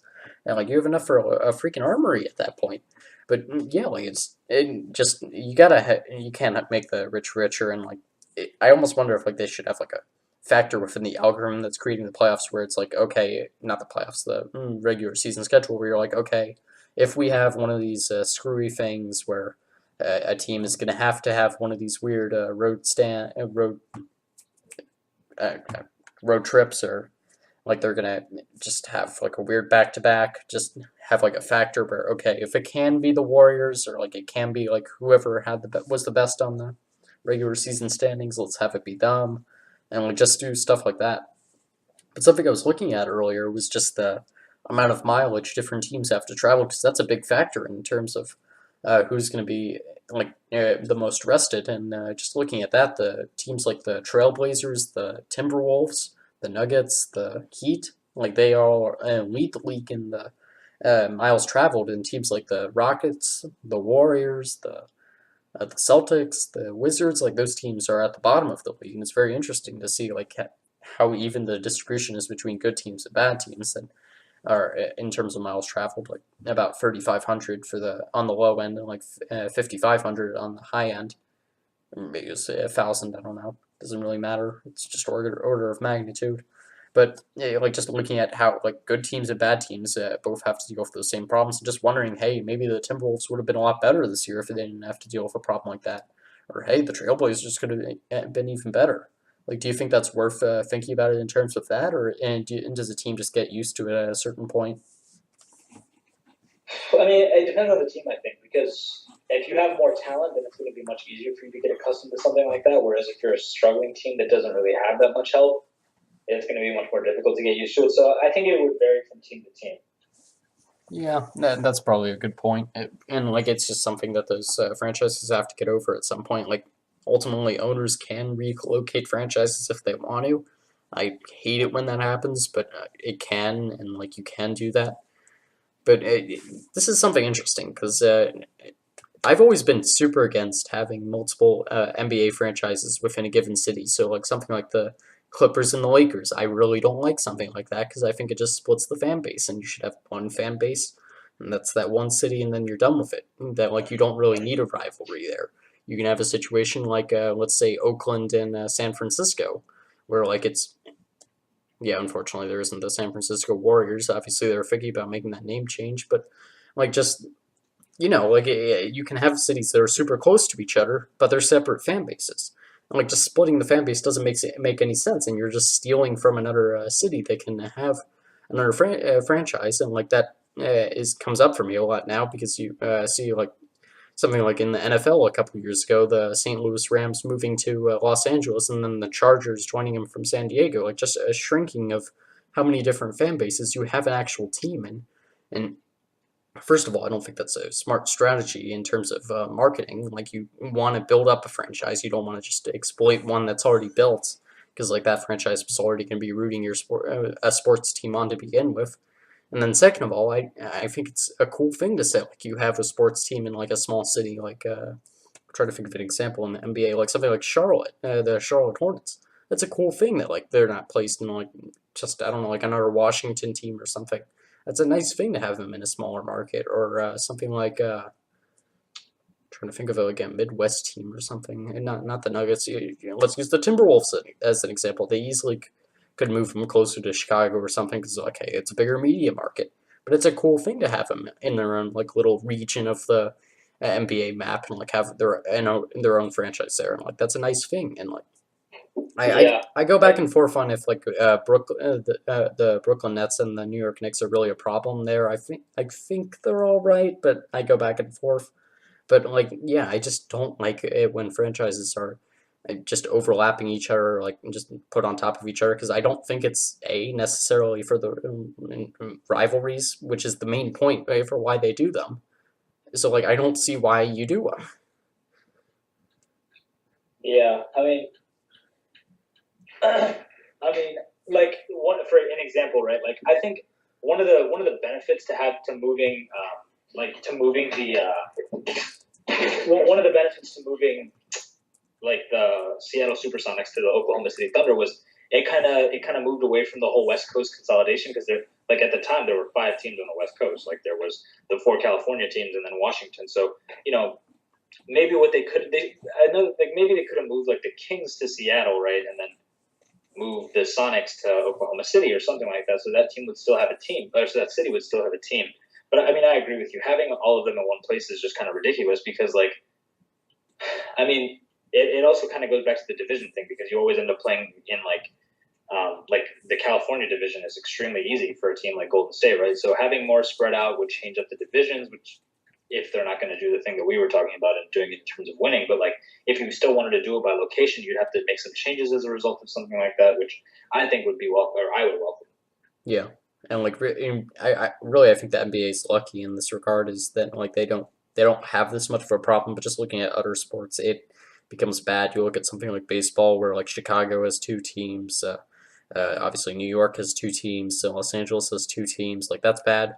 You have hockey, where literally you have like three teams right on top of each other in New York. That being the Devils, the Islanders, and then the Rangers. Like it's ridiculous. Like literally, you have like three teams within a 5 mile radius of each other. I really think it's a bad decision on like sports leagues' parts. I literally the only reason I've heard from them is rivalries, and it doesn't do that. So like that's why I feel like the Clippers either they should go back to San Diego, or heck move them to Seattle, or I don't know, put them in Buffalo. Why not? And like just don't have overlapping franchises. Like it's a cool thing to have like these small market teams. It's a cool thing to have like the San Antonio Spurs. And like you can see that like it hasn't hurt them to be in a smaller market. In fact, they've thrived within it, and like they have one of the most loyal fan bases in the entire league because of it. I agree. I completely agree. I mean, I as like so I guess I mean as someone who's lived in a lot of like I've lived in Michigan, Florida, Minnesota, Tennessee, and Virginia. So I mean like just and like I don't like the fact that Virginia doesn't have like real sports teams. Like we have to share with Washington, right? Like Yeah, if we could have our own, like obviously that'd be cool. And like Florida having two was kind of unnecessary because it's like I mean why can't we? Like, why is there one in Miami or Orlando when Miami and Orlando are like not that far away from each other and stuff like that? And having two in literally the same building in Los Angeles, like you said earlier, I agree, was so stupid. yeah, and I agree with you. It is a weird thing to have Virginia not have many sports teams. That's always a prime candidate for getting a new team. But and obviously there's the point about it being a major college sports town. But if you look at it, Oklahoma City was the exact same way. But the only problem with it is pretty much the only way to fix that problem is to have them experience a lot of success early on. Something that, like you might see in hockey with the Vegas Golden Knights, everyone was super concerned. Oh, you're putting a hockey team in Las Vegas? How's that going to go, buddy? You think you're going to develop any franchise out of that? But they've been one of the best teams, best expansion franchises in history. So like they've built up a really loyal franchise, and it shows that like relocating teams to places like that, it is a viable solution. And really, I just want to move the Clippers. I just get really annoyed by the Clippers, but it probably will never happen because they're so dead set on just having them under one building for some reason. Yeah, I mean, I don't. Yeah, they could have just they literally could have been anywhere else. I mean, because they're like New Mexico doesn't have a team. They're kind of in the same region as Phoenix, and New Mexico. Washington doesn't have a team, and I don't know. I just moving back to San Diego in my book. They were there for like what 5-10 years. which team? The San Diego Clippers. Yeah, I'm not sure where they were, but regardless, I mean, like it's like if you have such a large state like California, then yeah, I agree. You can have two teams there, but like having four kind of in the same area is ridiculous. Yeah, and like I feel like the Sacramento Kings and the Golden State Warriors are fine for the most part because you get a pretty good division between like NorCal and SoCal. Like it's just it's like actually really far apart if you look at it, and like there's like a really interesting thing where like some parts of Canada are like actually farther south than parts of California, and like nobody remembers that because like California is just so tall, and like I mean, no, yeah. I mean, you can have three teams, but I just like to have basically it's like the issue with like because I'm not exactly sure how far Sacramento and like I don't know how far they all are, yeah. but like having two in the same building when like there are teams out there like there are cities and states out there that desperately want teams is kind of like I don't want to say selfish. It's probably the wrong word, but it's just weird. Like it's just why. Yeah, no, absolutely. Like, what do you know any places that like desperately want sports franchises at this point? Because I was doing some reading on the economics behind getting a sports franchise, and apparently the economics does not work out at all for cities that are buying into the teams. Because apparently the profits that sports teams make, they just come out at the expense of other entertainment. So like instead of going to the movies or like I don't know, going to the grocery store or something if that's exciting to go to Kroger or whatever. Like they just go and watch a sports game, so like it's not actually bringing any additional revenue. It's just moving it around. I mean, I think the only city that really comes to mind for me is Seattle because I know Yeah, they've desperately wanted a team ever since Oklahoma City left. yeah, okay, that makes sense. And yeah, let's just get Seattle fixed because I think everyone and like all NBA fans want to bring back the Supersonics, and frankly, I think Adam Silver does as well. I'd be curious to see if he's going to do expansion franchises anytime soon because he's always mentioning that like, oh, we don't really want to do that, but he's always talking about every other reform. So I'd be curious to see. He's a strange commissioner, but I mean, at the end, he means well. I guess it's all you can ask for, I suppose. Yeah, like I mean, nobody wanted another David Stern. At least this guy claims to be moral and like he's making the NBA money. That's all we can really ask for. That is true. I just wish. I mean, the only thing he just. I mean, I just he needs to be, in my opinion, just a little bit more decisive on some things. Like, are we doing sports gambling or not? Like, what's your stance on the referees players issue? Like, why wasn't the All Star game draft televised and stuff like that? Yeah, I agree. Did you watch the recent NBA 2K draft? I did not. Yeah, neither did I. Like, apparently, the NBA is a partnership with NBA 2K, and they're making like a 2K league, where like they. Yeah. It's called. I do know. I know actually quite a bit about that. It's called the 2K E League. It's like the way that it's done is NBA teams sign contracts with their E League team. So like, there's a Toronto Raptors and there's a Toronto Raptors E League team. There's an Orlando Magic and Orlando Magic E League team. You know, and so on and so forth. Not every NBA team has one. I think like 17 of the 30 NBA teams have signed on to have one. And basically, the way it works is the 2K signs these players to legitimate like jobs, like it's contracts, and then you travel with a gaming team and you play the video game, and you play against other teams, like you play against online against like so like the E League Toronto Raptors would play a game against the E League Milwaukee Bucks, and you know it's like a full season. You get like it's literally just this NBA season in a game. Oh, that's really cool. I And might have. yeah, and there are like legitimate salaries involved, like Yeah. yeah, it's like it's like a full time job. Like you travel with your gaming team, and then you go into like different places, and you play your video game against them, and it's like but you don't use players who are on the team. Like you use your own created player, and you make your team. Oh, okay. Is it like all created players, or is it just whoever you No, want? yeah, it's all created players. So like your team will be like if your team is 12 men, like 12 people, and it's just 12 created players. Oh, okay, gotcha. You control your player, and like it's because in the game you get to make different types of archetypes. So like it really has no affiliation to the players who are on the actual team, but like so like for example like Yeah. you could have a pure playmaker as your point guard, and then you could have a pure sharpshooter as your shooting guard, and then a slashing post scorer as your small forward, and then a 3 point shooting rebounder as your center, and then a rebounding uh, rim protector as your power forward or whatever it may be. And then you just, because there are different combinations of players that you can make, and then you just suit up 12 of them, and then you literally just play a video game and make money as a real job. Well, that's fascinating. I didn't know that it was all created players. I'm gonna have to look at some of the logic that players are using to go through that, because like that's the kind of stuff I'm fascinated by, being like someone that always did the franchise drafts. Like it would enjoy doing the drafts more than actually playing with the franchise teams. Just seeing the logic of like team creation and that kind of thing, yeah, it really fascinates me. But yeah, I'm definitely gonna have to hunt around and see like when that starts and uh, Yeah, yeah, yeah. I think you can legitimately. I think you can legitimately watch the games. And I mean, I mean, like so personally for me, like in 2K, like in 2K18, my created player is so you get a primary skill and a secondary skill. So my primary skill is shot creating, which is like shooting shots off the dribble, spin jumpers, moving jumpers, dribble pull ups, hop jumpers, floaters, kind of like off balance creative shots and stuff. And then my secondary skill is playmaking. So a shot creator. I guess sort of like the player that I have is sort of like Allen Iverson in a way. Like he dribbles the ball, shoots kind of off balance, crazy shots, and that kind of stuff. So there's the skills that are offered. There's like 3 point shooting, post scoring, driving and finishing, passing and ball handling,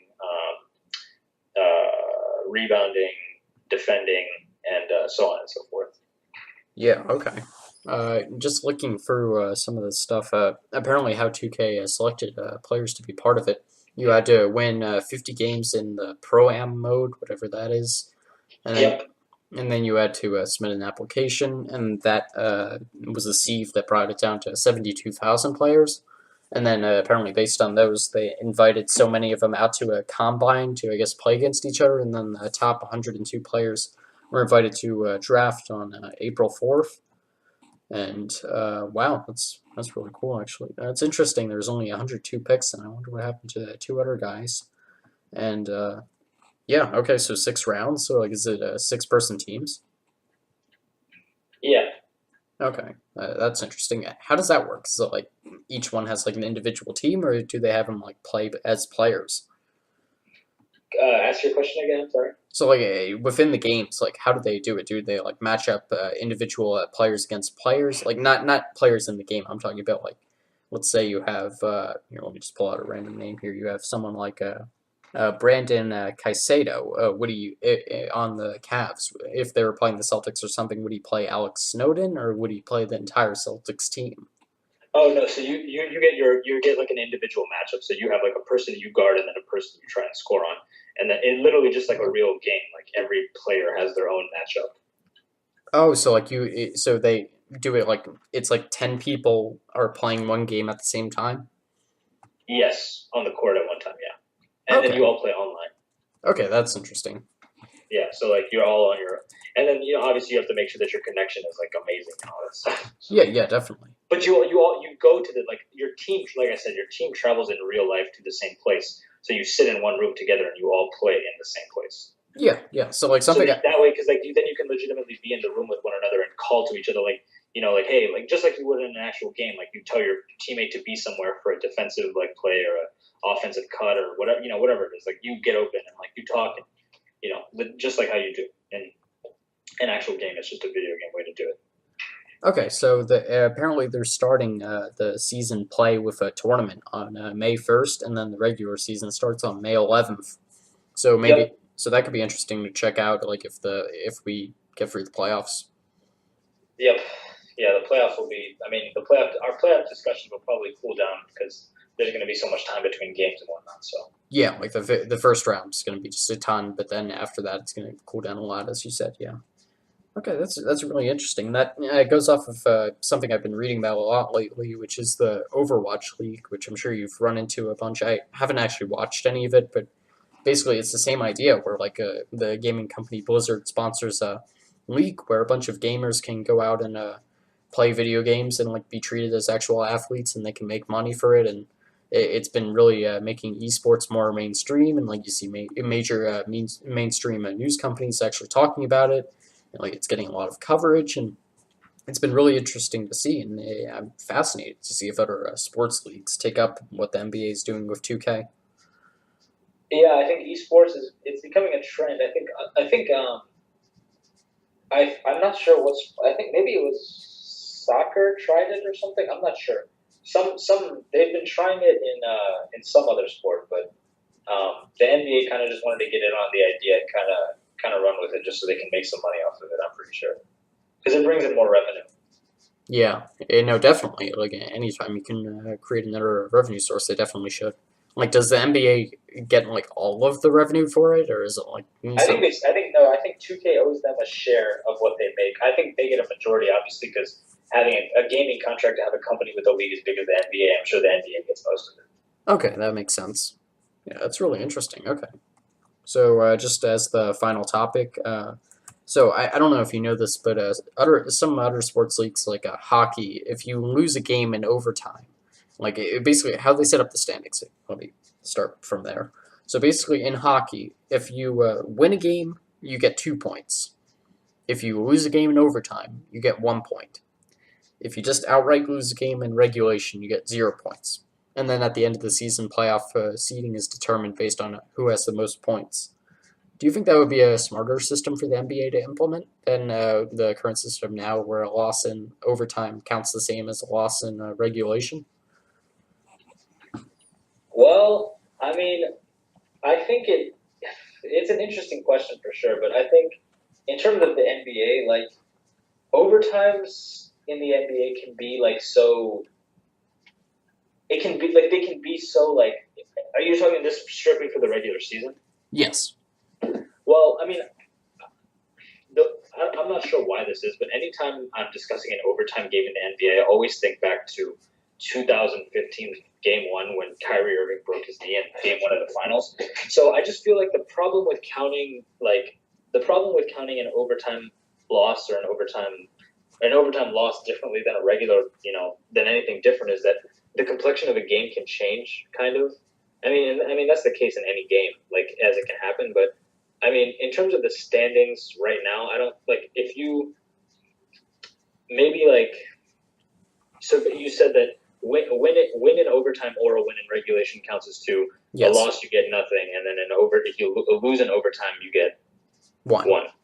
Okay. Well, I personally wouldn't have that much of an issue with it as long as they could obviously make it work out normally, because our overtime games really they don't happen that frequently in the NBA. I don't they happen Yeah, I'll look up a percentage. relatively often, but like not an insane amount or anything like that. So I just feel like the league itself would be against it because you always hear these players being like a loss is a loss and all this stuff, and we shouldn't get awarded for losing and stuff. And I mean, I just kind of feel like it would kind of go against NBA culture just in terms of how the players view it, because you hear all this stuff about how these players don't like when people some players don't like it how players get rewarded for the participation and like all this other stuff. So I mean, I don't really think it would change much because like the better teams would end up winning in overtime anyway. And it would kind of, I mean, I guess it could create a little bit of an issue because like if like let's say like somehow miraculously, right, like so the other day the Rockets were playing the Suns and that game was 101 to 101, but the Rockets won on a buzzer beating jump shot. Like if that game had ended in overtime and then the Rockets end up winning it in overtime, like can you really give the Suns a win just because they can you really give the Suns a point just because they competed and lost? Like, I mean, I feel like that would kind of it would promote the idea of like awarding something even when you lose, which to me really isn't a big deal because I understand that it's not a big deal, but for some people I think it could be a big deal. Yeah, no, I can definitely see that as well. And just looking off of some trends, it looks like teams play on average about 5 overtime games a season. So like that Okay. could, if you were, I don't know, you basically move that up to 6, and then you just say, oh, you go 500 in overtime, which isn't an unreasonable thing considering you were tied in regulation, which means you both basically played about as well in that time. Obviously, the team that's better is more likely to win in regulation, but just humor me for the fact that I can just use that as a simple calculation. That would add like 3 points to any team's overall standing, and like it would take into account better the actual strength of the team because it's a lot more impressive to go into a game and take it to overtime and lose by like 1 point or something than to get blown up by 40 points. But really, I see this whole thing as like a dirty solution to the problem of incorporating point differential into how we evaluate teams, and I think we should just find a way to actually have point differential be more consequential in how we do playoff seeding. Like for the first thing we should do is have that be the number one tiebreaker instead of head to head. But like I almost feel like that's not even enough, and like you have to go farther than that. Yeah, I think another interesting point is that the NBA, I think, basketball is one of the only sports where they don't do ties and if overtime is tied, right? No, actually, most sports don't do that. I think the NFL's and soccer obviously are like the only sports that Yeah, do that. so hockey just goes multiple overtimes. I've never watched hockey. Yeah, So, yeah. oh, okay, all right, yeah. I mean, that's something I've thought about before. I mean, I've never like thought that should happen. I've just thought about like how the NBA could be different if that was implemented. But I mean, I feel like the things that I think the standings necessarily don't really need to be changed, like the way that wins and stuff are accounted for and like all that. Like, I don't think the way to qualify for the playoffs needs to be changed because I think the fact that they eliminated that whole thing about winning your division gives you a higher seed. Like, I think eliminating that was good.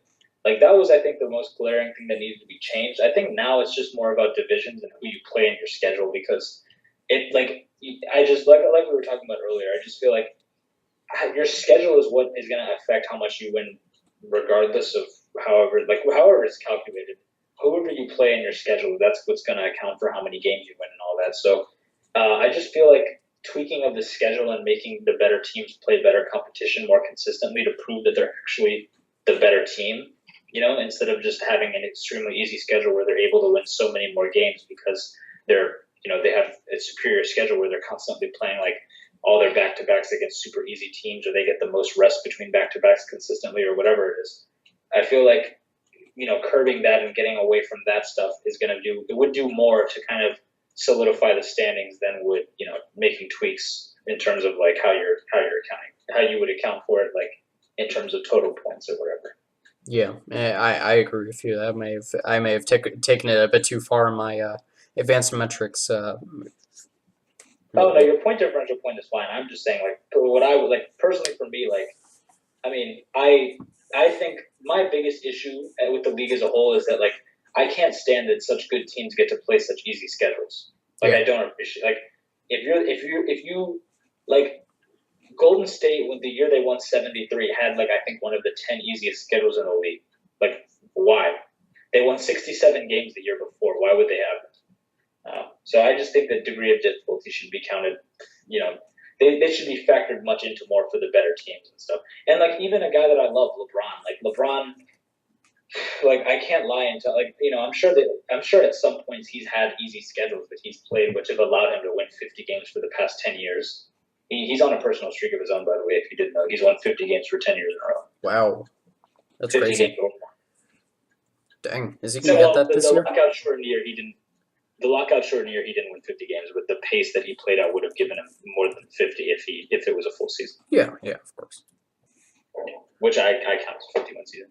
But yeah, I personally, I mean, like, I wouldn't get too deep into it personally. Like, I mean, if they did, and as long as it was easy to follow, I really wouldn't mind any changes that they've made, as long as the NBA would become more competitive. Because, like, I'm tired of because I want to be able to watch a riveting and exciting NBA game like every day, which you really can't do because you know you really only get like maybe 1-2 exciting games a week. You know, sometimes 3, and then sometimes they'll pack like 3 in one night, which is just annoying because the rest of the week is completely dull. No, absolutely. Like I hate it when sports leagues do that. Sorry? I hate it when sports leagues do that. Yeah, like you have like a bunch of games in like one day that are awesome, or like at the exact same time, and like I don't want to be watching 2 games at once. That's a terrible experience. Exactly, because like I was watching these NBA games the other day, and the Thunder were playing the Rockets, the Pelicans were playing the Warriors, and the Spurs were playing the Blazers, and all of those games were on at like 7 or 7:30.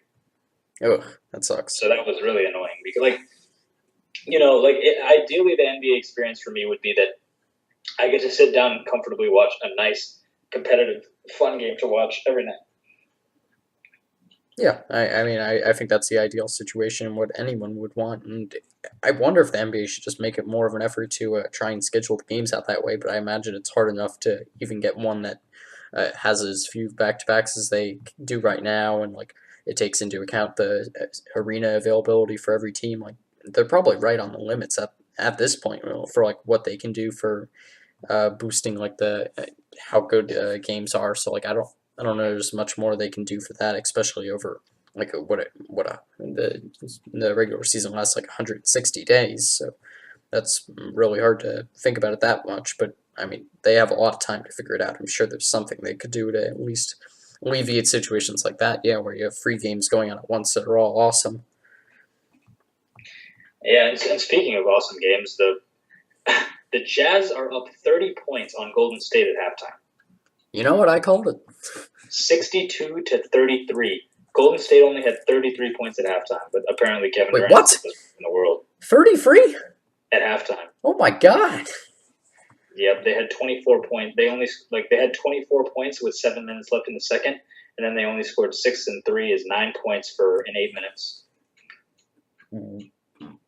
I'm a bit speechless there, so I think that's a great way to end the podcast. Yeah. Holy crap. And the Jazz are playing really well. Derek Favors has 8, Rudy Gobert has 9, Ricky Rubio has 9, Donovan Mitchell has 15, Jay Crowder has 7, Someone O'Neal has 9, and Jonas Jerebko has 3, and Joe Ingles has 2. So they're really balanced in scoring, whereas Golden State has Draymond has 4, Durant has 13, Pachulia has 2, Quinn Cook has 0, finally coming back down to earth. Klay Thompson has 6, David West has 0, Kevon Looney has 6, Sean Livingston has 2, and everyone else has 0. They're losing. Well, it's not really 30 points. It's 29 points, but 33-62 halftime. Golden State is down. Yeah, and in other news around the NBA, Dwight Howard keeps up what seems like a ridiculous streak of getting 15 or more rebounds in a game. Like I don't know when he just turned it on this season, but he's been getting all the rebounds. Really? Yeah, like 17 in this game against the Pacers tonight. Oh wow, yeah, he did. Wow. He's having an underrated season. Yeah, definitely. If Nick Batum wasn't playing so like, I don't know what's wrong with him, but that team could actually be really good. Yeah, like if he was anything more than a role player, that team could actually make some waves. Yeah, that's for sure. Well, that is definitely a good way to end. Yeah, definitely. So if you guys enjoyed the podcast as much as I did and are excited for the playoffs, as we've been just boosting it up as much as we can, make sure to give us a 5-star review on iTunes or whatever podcasting platform you use. We'd really appreciate that. Go check out the YouTube channel. Make it worthwhile the fact that I'm literally waiting like an hour just every night to upload these things. YouTube rendering takes up a lot of time, so make me feel like it was worthwhile by giving us a subscribe, hit that notification bell, give us a comment saying, hey, nice job, Brian. Good job sitting around while you're podcasting, watching just a progress bar go up super slow, watching it get stuck at 99% for like 10 minutes, and then you're worried your computer crashed or something. The struggles are real. And you know what? We're going to see you next time. Let's talk about the playoffs, talk about the matchups, get sight.